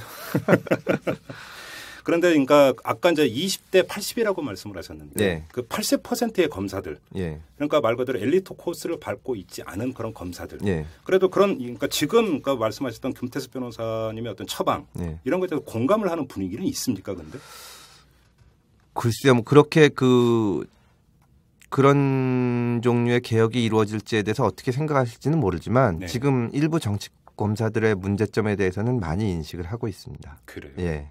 얘기를 해보면 이러이러한 점은 잘못됐지 않은 물론 공개적으로 얘기는 안 하지만 네. 아무래도 또 저도 그 안에 있었고 그 안에 논리도 알고 어떻게 되는지 상황을 아니까 얘기하다 보면은 얘기를 듣는데 지금 문제가 있다는 것은 많은 사람들이 동의합니다. 그래요. 예. 알겠습니다. 지금 뭐 MB 정권 비리 사건, 비리 의혹 사건 그리고 그에 대한 검찰 행태 한 시간 넘게 지금 금태섭 변호사님하고 같이 짚어봤는데요. 갈 길은 상당히 많습니다. 그리고 사실은 난제 중에 난제라고밖에 볼 수가 없습니다. 쉽게 해결될 수 있는 그런 성질의 문제는 아닌 것 같은데 예. 하지만 선출되지 않은 권력이 선출된 권력까지 좌지우지되는 이런 아주 전도된 현상이죠. 이건 뒤집혀져 버린 현상인데 이런 것을 바로잡기 위해서는 검찰 개혁밖에는 방법이 없다라고 하는 것이고 검찰 개혁의 동력은 정치권도 아니고 결국은 국민의 투표다. 이런 말씀으로 정리를 해도 될 것 같습니다. 예. 알겠습니다. 오늘 금태섭 변호사님 고맙습니다. 감사합니다. 네. 예. 여러분은요 지금 김종배 씨가 진행하는 이털남을 듣고 있습니다. 자, 이번에는 검찰 수사 현실이 어떤지 직접 몸으로 겪으신 분을 연결하도록 하겠습니다. 이 검찰 수사 행태가 어떤지 직접 경험을 했던 당사자이신데요. 여러분 다 기억하시죠? 김종익 전 KB 한마음 대표입니다. 이 총리실 공직윤리지원과실의 불법 사찰의 피해자이시죠. 그런데도 불구하고 나중에는 이 횡령 혐의로 검찰에서 오히려 기소가 됐던 그런 분이기도 합니다. 자, 김종익 전 대표를 연결을 해서 이 검찰 수사 문제 한번 짚어보도록 하겠습니다. 여보세요? 네, 안녕하세요. 예, 선생님 안녕하세요. 요즘 어떻게 지내세요? 네, 저는 요즘에 이제 적도하의 조선인 반란이라는 예. 일본 사람들이 쓴 책을 번역을 해서 이제 어제 출판사에 원고를 넘겼고요. 예. 이제 한 20년 전에 제가 번역했던 매천 황리안 선생이 쓰신 오화기문이라는 책을 이제 출판사에서 네. 다시 내고 싶다 그래서 그 원고를 이제 풀어서 다시 쓰고 있습니다. 그러세요. 그리고 이제 네, 그 번역을 하는 이유에는 이제 고대에서 이제 민족문화연구소에서 마루야마 마사오 전집일기를 하는데 네. 다니고 있고요. 역사문제연구소에서 세카이라는 잡지기를 하면서 보내고 있습니다. 근데 이제 다 돈이 드는 일은 아닙니다. 건강은 어떠세요, 선생님? 네, 건강은 뭐 잘 유지하고 있습니다. 예, 알겠습니다. 선생님께 좀 몇 가지를 여쭤봐야 될 것 같은데 뭐 그렇게 기분 좋은 그 기억은 아닐 것 같아요. 뭐 미리 좀 그러니까 양해의 말씀을 좀 좀 드리도록 하고요. 이 민간인 불법 사찰 사건에 대한 검찰 수사 결과부터 좀 여쭤봤으면 하는데 지금 최종적으로 검찰이 기소까지 갔던 최고위직 사람이라고 하는 게 이인규 당시 공직윤리지원관이 최고위급이었어요. 네네. 이런 수사 결과에 어떻게 그 수긍을 하십니까? 글쎄요, 저는 뭐 그 당초에 저에게 이제 국무총리실에서 저를 이제 사찰을 하고 있다고 그것을 알려준 사람 이야기에는 그 청와대에서 그것을 지시했다라고 이렇게 이제 제가 전해 들었었는데 예. 그분이 뭐 저에게 이제 전해준 그 사람의 말을 저는 이제 이쪽에서 공식적으로 뭐 수사 결과를 발표하는 것보다 그 사람의 말이 훨씬 더 이제 제가 이렇게 신뢰하는 편이기 때문에 네. 그렇지 않고서는 이렇게 국무총리실에서 불법적으로 민간인을 사찰한다는 것은 저는 있을 수가 없는 일이라고 생각합니다. 그때 당시에 선생님께서 듣기에는 청와대의 지시에 의해서 사찰이 이루어졌다. 혹시 청와대에 어떤 선에서 지시가 내려갔는지까지 구체적으로 들으셨었습니까, 당시에? 네, 그 당시에 무슨 이제 민정뭐라고 그러는 곳에서. 민정수석실이요? 네, 그곳에서 이렇게 리스트를 만들어서 네. 그 국무총리실에다가 내려줬다. 그런데 그 리스트를 만들게 된 것이 어느 국회의원의 국회의원을 이제 이렇게 잡으려고 그 주변 사람들을 이렇게 이제 리스트를 만들었다고 네. 이제 그 얘기를 들었습니다. 그래서 네. 그럼 선생님 말씀에 따르면 그 사찰을 지시한 주체가 청와대의 민정수석실이라는 이야기이고. 네, 그렇죠. 저는 분명히 그렇게 생각하고 있습니다. 그리고 당시 그 사찰을 지시했던 그 사찰 대상이 선생님만도 아니었고 리스트가 있었다라고 한다면. 네. 그런데 지금 그 당시에 제가 전해 듣기에는 최종적으로 50명 정도를 국무총리실에서 이 뒷조사를 하고 있었다고 그렇게 이야기를 들었습니다. 근데 좀 국민이 접한 검찰 수사 결과를 보면은 네. 민정수석실 관계자가 검찰 수사를 받고 그래서 사법 처리를 당한 적이 없습니다. 그리고 그렇죠. 김종익 선생님 외에 다른 사람이 사찰을 당했다라고 하는 것도 나오지를 않았습니다. 네네. 결과적으로 보면 그렇습니다. 혹시 그러면 네. 선생님께서도 이제 검찰에 가서 이제 참고인 신분으로 이제 조사를 받은 적이 있지 않습니까? 네, 그렇습니다. 그러면 그때 조사를 받을 때 지금 저희한테 말씀하셨던 이런 내용도 말씀을 하셨습니까? 검찰 앞에서? 네, 당연히 이야기를 했습니다. 그런데 왜 이게 수사 결과에 전혀 들어가지를 않았을까요? 글쎄요. 그러니까 저도 그렇게 그것뿐만 아니라 네. 국무총리실이라는 곳에서 공적으로 사용하는 컴퓨터에 파일을 다 지워버린다거나. 그렇죠. 증거인멸했죠. 예. 예, 지금 그런 일들이 정말 상상도 할 수 없는 일들이 자행되는 것에 대해서 네. 저는 정말 이해할 수가 없었고요. 네. 지금 이제 조금 전에 말씀하셨던 저 이외에도 이제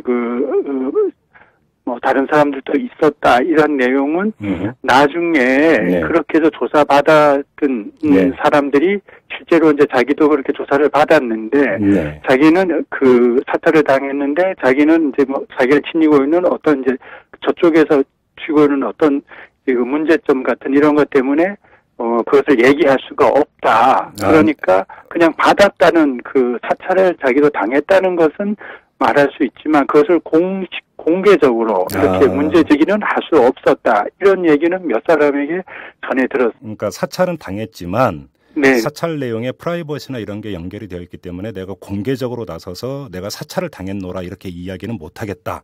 이런 말씀이신 거죠? 저쪽에서 일종의 이제 사찰 대상자가 말을 할 수 없을 정도의 이제 이렇게 약점을 가지고 있기 때문에 네. 자기가 그것을 이제 공표하거나 무슨 공개했을 때에 이제 받아야 할 이런 피해 때문에 그것을 공개적으로 문제 제기할 수 없었다는 네. 거겠죠. 그런데 이제 선생님께서 말씀에 따르면 누군가가 선생님이 사찰받고 있다라는 것을 알려줬다라는 거 아닙니까? 네, 그렇습니다. 그러니까 선생님한테 제보한 사람이 있는 건데 네. 이 사람이 용기를 내서 어떤 실체적 진실을 공개할 이런 여지도 없는 걸까요, 그러면? 저에게 이제 그 얘기를 전해준 사람이 네. 그 사찰을 실제로 했던 이제 그 원충년이라고 했었습니다. 네네네네. 국무총리실 그 원충년 씨와 이제 그 가까운 사람이었는데, 네. 우연히 이제 그런 얘기를 이제 저에 대해서 이렇게 얘기하는 것을 듣고, 저에게 전해준 것. 그러니까 공직윤리지원관실에 근무했던 사람은 아니고, 예, 아닙니다. 그러니까 원충현이라는 사람하고 좀 아는 사이여서 전해 들은 이야기를 다시 선생님한테 전해 준 거죠, 그러니까. 그렇죠. 네네. 예. 그러면 예. 네, 그리고 바로 이제 그 국무총리실에서 저에게 그것을 이제 이렇게 공개적으로, 거의 공개적으로 이제 회사, 그 대표이사를 그만두라, 지분을 넘기라, 이렇게 이제 요구해 오기 시작했었습니다. 그래요. 근데 이제 선생님께서는 이제 검찰청에 가서 이제 참고인 조사를 받고 했는데, 이 조사를 받는 과정에서 이 검찰의 수사 태도라고 할까요? 수사 의지라고 할까요? 이런 것들은 어떻게 읽으셨습니까? 네, 이제 그 국무총리실에 관한 이제 그 수사를 해서 제가 참고 조사를 받았던 이제 그 검사에게서는 저는 참 좋은 이런 인상을 받았습니다. 좀 이렇게 이게 다른 분들이 들으면 좀 이상할지 모르지만 굉장히 성실하고, 그리고 본인 자신도 네. 안타까워하고 이제 그 국무총리실에서 이렇게 그 컴퓨터 파일을 삭제하거나 이렇게 증거 인멸을 하고 이런 것에 대해서 굉장히 이제 분노하고, 또 그 압수수색을 해서 나온 이제 자료 중에서 정말 이제 저에 관해서 너무나 충격적인 이런 이제 그 내용들을 저에게 굳이 보여줄 필요는 없었는데, 네. 그런 것까지 이제 저에게 이렇게 보여주면서 선생님 얼마나 이제 힘드신지 알겠다고 이렇게 하고, 이렇게 해서 이제 그 당시에 그 수사팀이 이렇게 그분 한 분이 한 사람이 한 것이 아니고, 네. 5명인가 이렇게 이제 그 수사팀으로 짜여져 있었는데, 네. 저는 이제 저를 이렇게 조사했던 조사했던 그 한 사람만 네. 이제 이렇게 만났는데, 그 분은 아주 굉장히 정말 진지하고 열심히 수사하려고 애를 쓰는데,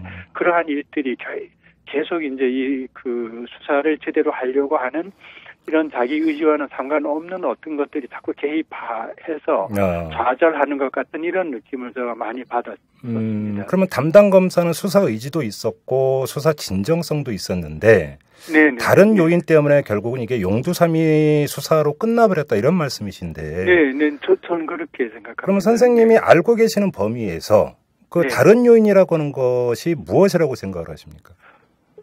글쎄요, 일단 이제 이 국무총리실 민간인 불법 사찰 사건으로 인해서, 네.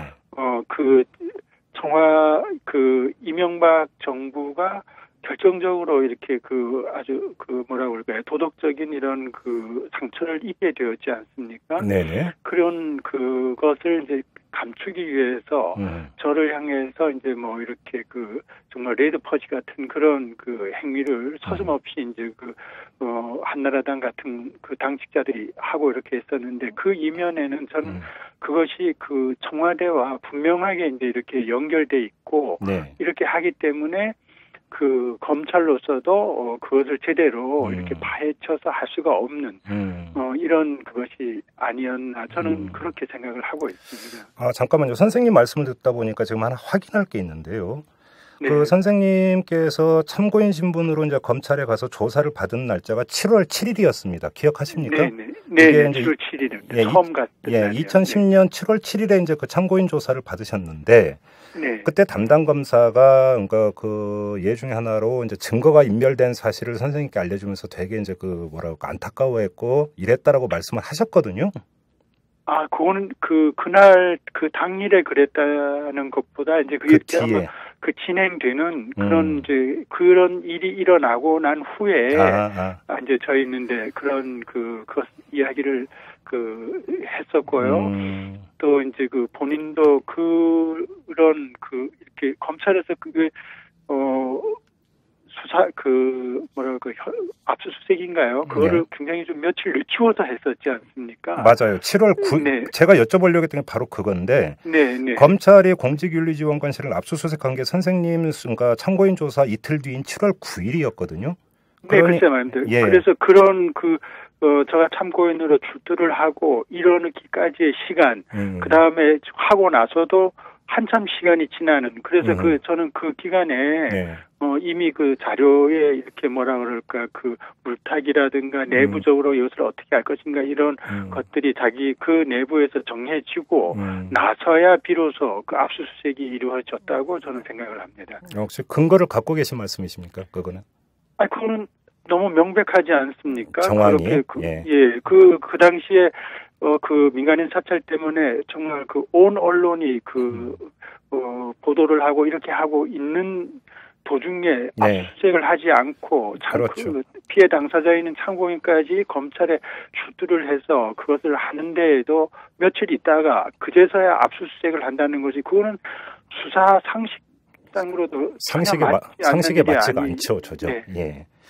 그래요. 아무튼 근데 이제 검찰 수사 결과는 태산명동의 서일필이란 말이 딱 맞을 것 같은데, 네네. 전국을 들썩이게 했던 사건인 것 치고는 너무나 쥐꼬리만한 어떤 수사 결과만 나왔습니다. 혹시 이런 수사 결과에 대해서 혹시 그 후에라도 검찰 쪽으로부터 어떤 이야기를 좀 들으신 적은 없었습니까? 선생님한테 미안하다든지 내지 이렇게 된 것이다라든지 이런 이야기는 혹시 들으신 게 없었습니까? 이제 그 재판이 1심, 2심이 끝나고 지금 이제 대법원에 가 있어요. 네네. 그런데 이제 1심, 2심이 진행되는 도중에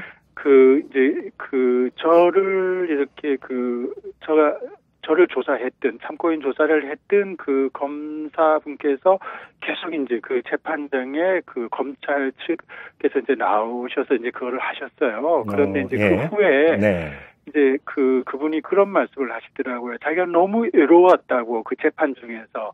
그러니까 국무총리실 행위자들, 이인규, 원충년 이런 이제 사람들, 그리고 그쪽에 가족들 이런 사람들이 다, 또 변호사까지 이렇게 몇 사람이나 선임을 해서 이렇게 그걸 하는데, 검찰 측 그거는 자기 혼자서 이렇게 이제 그걸 하느라고 굉장히 외로웠다, 이런 이제 말씀을 하신 적이 있었어요. 그러니까 결국은 검찰이 공소 유지에 그렇게 성의를 보이지 않았다, 이런 이야기가 되겠네요, 그 얘기는? 아니요, 글쎄,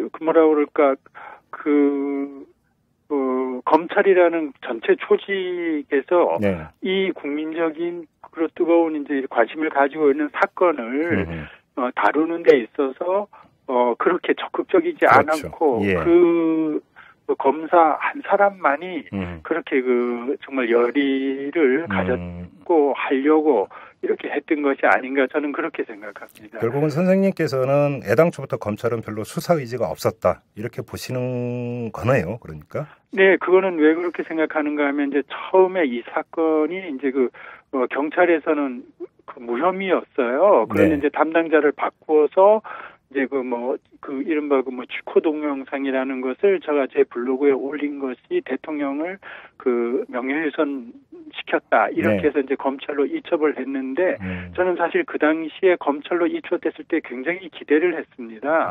왜 그런가 하면은 그 사실이 다 국무총리실에서 불법적으로 민간인을 사찰했다는 그런 것도 다 거기서 인지할 수 있는 서류들이 거기 다 있고 이렇게 했기 때문에 그 담당 검사가 그것을 밝혀서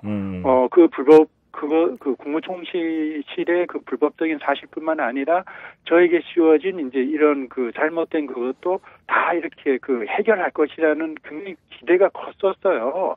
검찰이니까. 제가 이제 이렇게 이 일을 겪기 이전에 검찰에 가지고 있던 이제 기대라 그럴까? 국민으로부터 유인받은 권력 아니겠습니까? 어쨌든. 그래서 했는데 그게 기소유예를 이제 내고 끝나버렸어요. 그래서 저는 굉장히 이제 실망을 했고, 그런데 나중에 한 일인데 기소유예를 한 검사가 계속 이제 저희가 이제 운영했던 회사 관계자들을 통해서 저가 어떻게 지내고 있는지 동향을 계속 모니터를 했더라고요. 검사가요?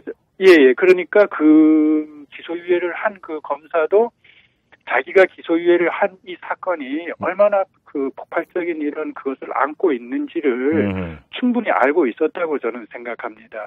그래서 그 사람, 저가 어떻게 지내는지, 무슨 일을 요즘 하고 있는지 이런 것을 회사 관계자들을 통해서 계속 물었다는 거예요. 잠깐만요. 선생님 여기서 그러니까 선생님이 기소유예 처분을 받았던 사건은 불법 사찰 사건이 아니고 네, 그 선생님이 이제 그 BBK 동영상을 선생님의 블로그에 올렸던 그 건과 관련된 사건 아닙니까? 예, 쥐코 동영상이라고 그러죠. 쥐코 동영상? 예. 그러면 이게 이 쥐코 동영상 사건 관련해서 검찰 수사를 한 것은 네. 그러니까 민주당 의원이나 PD수첩이 불법 사찰 사건을 폭로하기 전 아닙니까? 네, 훨씬 전이었어요. 그러면 검찰은 이미 그 전 단계부터 사찰이 있었다라는 징후를 충분히 알고 있었다라는 이야기가 되는 거고. 징후가 아니고요. 이제 그 서류가 아예 물적 증거가. 네, 그렇죠? 증거가 다 그 서류에 있었습니다. 그 국무총리실에서 그 회사에다가 보낸 거, 이렇게 네. 대표이사 이렇게 그만두게 하라는 거, 이런 것을 경찰 수사에서, 네.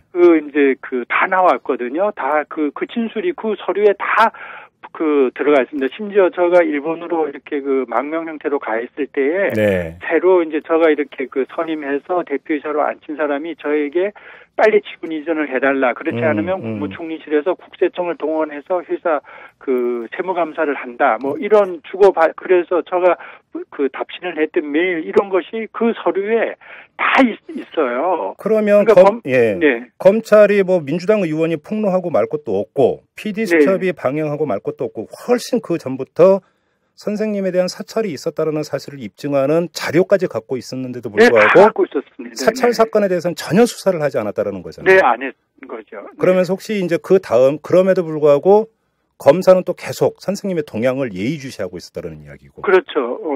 제가 뭐 어떤 짓을 할까 이런 이제 그것을 이렇게 혹시 이제 그 사찰 사건을 폭로할까 이런 것 때문에. 네, 그렇겠죠. 네. 그래요. 만약에 그때 그런 물적 증거를 갖고 확보를 했고 수사 의지가 있었다라면 뭐 민주당 의원이 폭로하고 말 것도 없이 이미 검찰이 자체적으로 수사에 들어갈 수 있었는데도 불구하고 전혀 하지 않았다. 이런 이야기가 되는 거고 여기서 결국은 검찰의 수사 의지가 어느 정도이냐 거의 없었다라고 하는 것들을 확인할 수 있는 하나의 정황 증거로는 분명해 보입니다. 그러면은. 네, 그런데 이제 그래서 저희가 이제 변호인과 이제 상의를 했다니까 저희 최강욱 변호사께서 그걸 이제 헌법 소원을 내면은 그때까지는 저는 그 사찰에 관한 그런 자료 이런 것들 증거 자료를 하나도 확보하지 못한 상태였어요. 그래서 이제 헌법 소원을 내고 헌법재판소에서부터 이제 그것을 이제 등사를 받을 수가 있다고 이제 변호인께서 이야기를 해서 이제 저희가 헌법 소원을 내고 그 자료를 이제 등사해온 날 이제 저희 변호인이 그 다음날 저희인데 이제 전화를 하셔서 제가 그날 너무 생생했던 것이 자기가 살이 부들부들 떨려서 밤새도록 한 잠도 못 잤다는 거예요. 도대체 어떻게 이런 일이 있을 수가 있고 이런 일이 검찰에서 아무 문제도 되지 않고 그대로 기소유예가 돼서 갔는지 끝났는지 살이 너무너무 부들부들 떨려서 자기가 잠을 한숨도 못 잤다고. 그래서 그 다음날 제가 이제 변호인 사무실에 가서 그 얘기를 이제 다시 이렇게 저 있는데 할 때 제가 그냥 눈물이 막 흘렀습니다. 그 당시까지는 제가 이런 얘기를 해도 아무도 요즘에 어떻게 그럴 수가 있느냐고 제가 마치 무슨 이렇게 정신이자 자기 피해 망상에 걸린 것처럼 이렇게 몇몇 변호사들도 다 그렇게 저에게 반응을 했어요.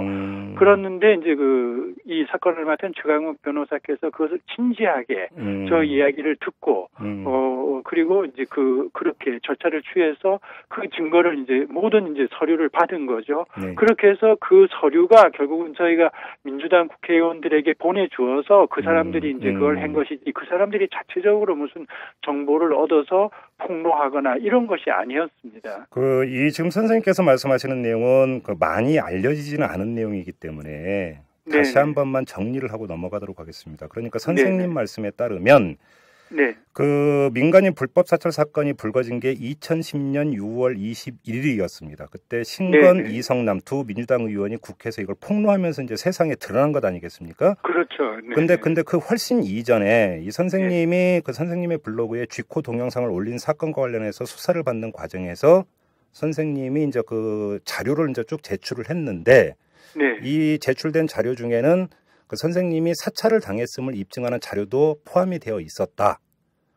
네, 그것뿐만 아니라 경찰 조사에서 네. 결국 이제 그 경찰이 저희한테 무혐의를 내렸던 그 경찰이 네. 경찰을 그만뒀습니다. 네. 이제 그 회사의 직원들이 국무총리실에 불려가서 거기에 그런 표현도 있습니다. 마치 개 취급을 당했다 이런 표현도 있습니다. 빨리 풀으라고. 저가 어느 그 정치인에게 그 정치 자금을 주었는지 풀으라. 그리고 그 뭐 촛불 시위하는데 자금을 댔지 않았느냐 풀으라. 네. 네. 그리고 빨리 왜 그 회사 지분을 이전받지 않느냐 이런 그것을 조사받았다. 그러니까 국무총리실에 가서 당신들이 무슨 조사를 받았느냐고 이제 그 경찰관이 계속 그걸 묻습니다. 그 회사 직원들에게. 그런데 그런 그것이 이제 직원들이 다 얘기를 하는 거죠. 그게 이제 그 검찰로 그대로 다 그 자료가 갔고 헌법재판소에 그대로 다 갔는데 그럼에도 불구하고 예. 검찰이 독자 수사는 전혀 하지를 않았다. 네, 안 했습니다. 네. 알겠습니다. 자, 그리고 또 하나 여쭤볼 게 네. 그 민간인 불법 사찰 사건 검찰이 수사를 마무리한 후에 선생님의 어떤 횡령 혐의를 수사를 해서 기소를 한 적이 있습니다. 네. 했습니다. 네, 그래서 물론 이제 검찰이 기소한 내용 가운데 상당 부분은 기각이 돼버렸고요, 법원에 의해서. 네. 일부만 인정이 돼서 이제 벌금형을 1심에서 이제 받으신 걸로 지금까지 제가 기억을 하고 있는데, 네네. 이 선생님의 어떤 개인 문제를 검찰이 수사한 것 어떻게 해석을 하고 계십니까? 네, 이제 이 사건이 이제 처음 뭐 비리 수첩이라든가 이런 거 이제 다루어졌을 때부터 이제 그 한나라당 대변인을 했던 조혜진 씨서부터 오홍길 씨 뭐 이런 사람들이 이제 뭐 저를 완전히 뭐 빨갱이다 이런 식으로 이제 그 흠집내기를 시작했지 않습니까? 예. 마치 저가 무슨 도덕적이나 사상적으로 문제가 있으면 민간인 사찰한 것이 정당하게 하다고 이렇게 그 변하기라도 하는 것처럼 이렇게 이제 그걸 했는데 그러면서 이제 제가 검찰의 그 1차 조사를 참고인 조사를 받으러 출두하고 나서 얼마 안 돼서 그 다음 주일인가서부터 사실은 이제 그 회사를 뒤지기 시작했습니다. 네.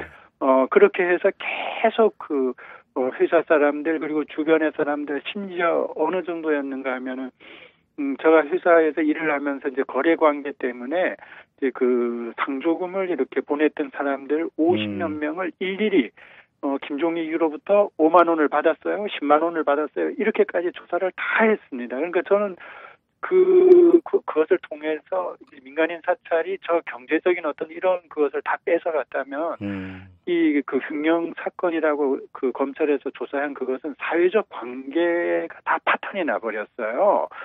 그리고 이제 아까 일부라고 말씀을 하셨는데 단 한 건입니다. 그 검찰에서 한 것을 벌금형을 이제 내린 것은 한 건에 대해서 많은 것 중에서 한 건이 딱 이제 그 벌금형을 내렸는데 그것도 사실은 은사님의 병원비 이렇게 지원해 주시고 했던 그것도 이제 저희 변호인께서 이렇게 그 부분을 이렇게 밝히려고 이렇게 그걸 했었는데 제가 너무 힘이 들었습니다. 왜 그러냐면 그렇게 하려면 돌아가신 그 은사님 그 사모님이라든가 또 사람들이 법정에 출두를 해야 하기 때문에 저로서는 더가 어떤 그거를 하더라도 제발 이제 더 이상 주위의 사람들이 고통을 당하는 일이 없어야지 되겠다는 이런 그 생각이 들어서 제가 그렇게 하지 말자고 그랬습니다. 아, 그러셨군요. 근데 제가 선생님께 좀 여쭤보고 싶은 게 민간인 불법 사찰 사건에 대한 검찰의 수사 태도 그리고 선생님의 개인 문제를 뒤졌던 검찰의 수사 태도 그 두 가지를 비교한다면 어떻게 말씀을 하실 수가 있겠습니까? 네, 글쎄요. 그러니까 저 개인에 대한 그것은 정말 뭐 우리가 이 잡듯이 뒤진다는 식으로 그렇게 철저하게 뒤지고 네. 이렇게 그거를 해서 하는 것에 비해서 민간인 사찰 이것은 정말 덥기에 급급하다는 이런 인상을 저는 지울 수가 없습니다. 그래서 두 가지를 놓고 이렇게 보면은 정말 극과 극을 이룬 수사였다고 저는 생각을 합니다. 그래요. 네. 아무튼 민간인 불법 사찰 사건은 지금 대법원에 계류 중인 사건이 있죠. 네네 그렇습니다. 그런데 아무튼 근데 대법원은 뭐 그 검찰이 수사한 범위 안에서만 판단을 내리는 거고 판결은. 네네. 이 민간인 불법 사찰 사건에 대한 실체적 진실을 규명하기 위해서 재수사가 필요하다고 보십니까? 아니, 저는 당연히 새로운 정부가 들었으면 네. 재수사가 정말 필요하다고 생각합니다. 그래요. 네네. 이 과정에서 선생님이 지금 뭐 말씀하시는 과정에서도 중간중간 이제 묻어나오기를 합니다만 참으로 어려운 기간을 보내셨던 것 같습니다. 이 과정에서 극단적인 생각까지 하신 적이 있다고 제가 들었는데요. 네, 그렇습니다. 네. 주위에 그 인간적 관계가 다 깨어져 나가고 네. 또 계속해서 이제 주변 사람들이 이제 그 검찰에 불려다니고 이렇게 그걸 하면서 이제 심지어 제가 이제 30년 가까이 근무했던 그 직장의 후배들을 계속 이렇게 부르고 이렇게 하니까 그 당시에 이제 그 직장에서 구조조정을 3,000명을 할 때인데요. 네. 그 서울중앙지검이라는 것이 가지고 있는 상징적인 어떤 그런 권력의 위압감 같은 것이 있지 않습니까? 예. 그 일반인들로서는 중앙지검에 뭐 창고인이든 뭐든 불려간다는 것 자체만으로도 굉장히 이제 이렇게 그 타격을 입는 것이고 이렇게 해서 그럼요. 예. 제가 이거는 정말 내가 고리를 끊어 주어서 이것을 끝내야 되겠구나. 이런 이제 그 생각을 하게 된 거죠. 너무 힘이 들으니까. 네. 그렇게 갔다 와서 저 있는데 전화를 하고 심지어 저희 변호인 그 사무실에 이제 세무조사가 나와야 할 그것도 아닌데 나온다든가 뭐 여러 가지 이런 주변에서 일어나는 일들이 저로 하여금 너무 힘들게 하고 또 하나는 이 민간인 사찰이 저 개인적인 의지와는 다르게 이명박 정권을 이렇게 심판하는 어떤 한 상징적인 사건이 이제 되었지 않습니까? 예. 그런데 그 당사자가 도덕적으로 무슨 이렇게 흠집이 있다거나 뭐 이런 식의 이제 그것이 돼버리면 얼마나 이제 그쪽에 이제 타격을 줄 수 줘버릴까 이런 이제 자책감 뭐 이런 여러 가지가 저를 너무 이제 힘들게 해서 이 고리를 내가 끊어주고 그냥 그거 하는 것이 가장 좋은 방법이겠구나 이렇게 이제 생각을 하고 준비를 사실 이제 했었던 거죠. 무슨 준비를 하셨다라는 거예요? 제가 이제 죽으려고 준비를 했었죠. 예, 그런데 이제 그것을 저 공부하는 역사문제 연구소에 이제 같이 공부했던 이제 교수가 두 사람이 우연히 이제 집에 왔다가 네. 제가 이상하다고 아마 생각을 했었던 모양입니다. 그래서 그 다음 날 이제 형 어디로 나오라고 그래서 전화를 하면 나오라고 그래서 제가 나갔더니까 저를 어디로 데리고 갔는가 하면 정혜신 선생이 운영하는 심리치료 센터로 저를 이제 바로 데리고 갔어요. 그래서 이제 정혜신 선생을 만나서 제가 이제 정말 뭐라 그럴까요? 내면에 있는 것들을 다 이렇게 쏟아내고 울고 이렇게 하면서 그러한 이제 힘든 상황을 좀 이렇게 극복하게 되었었어요. 아유, 잘하셨어요. 선생님 다시는 그런 마음 잡수시면 안 됩니다. 네, 알겠습니다. 예. 선생님 아무튼 건강하셔야 되고요. 네. 좀 마지막으로 이런 질문을 드릴게요. 검찰한테 정말 꼭 하고 싶은 말 있으십니까? 검찰에 대해서요. 예. 저는 이런 말을 좀 하고 싶습니다. 예전에는 저는 이제 검찰이 사회에 어떤 이렇게 좀 협객이라는 의미 있지 않습니까? 협객 같은 그런 이제 생각을 가지고 있었는데 이 민간인 사찰을 직접 겪고 나면서 국민이 위임한 권력을 정말 다르게 쓰고 있다. 그리고 또 저 이후에도 이제 여러 가지 큰 사건, 정치적 사건들이 이렇게 벌어지면서 정말 이래서는 안 되는데 이런 이제 생각이 이제 많이 하게 됐습니다. 그래서 이런 것들이 검찰 자체적으로 고쳐지지 않는다 그러면 의부의 힘에 의해서 결국은 이제 국민들의 힘에 의해서 그것이 이제 고쳐져야지 되는데 그러한 것이 검찰이 좀 이렇게 검찰 내부에서 왜 이런 저 같은 사건에 대해서 자체적으로 재조사를 해야 한다든가 이러한 움직임들이 일어나지 않는가 네. 이런 것에 대해서 저는 정말 검찰에 되묻고 싶고요. 그리고 이런 일들을 행하면서 이렇게 뭐라 그럴까요? 국민들에게 이렇게 비치는 검찰의 오만함 모습 같은 거 있지 않습니까? 예. 이런 것들은 결국은 그게 권력으로서 자기 위세가 아니라 자기 검찰이라는 조직을 정말 망가뜨리는 것이라는 것을 검찰이 꼭 이렇게 자각을 해 주었으면 하는 그런 바람이 있습니다. 그리고 개혁이라든가 이런 것이 내부에서 일부의 힘이 가해지기 전에 내부에서 그런 것이 좀 이루어져서 예. 제대로 된 이렇게 국민을 위한 어떤 권력기관으로 이렇게 다시 우뚝 서는 그런 검찰이 좀 되어주기를 부탁하고 싶습니다. 네, 지금 선생님 말씀 검찰이 꼭 들어야 될 텐데요. 드리리라고 믿습니다. 자, 선생님 오늘 말씀 고맙습니다. 네, 감사합니다. 네, 건강하시고요. 네, 감사합니다. 네. 네.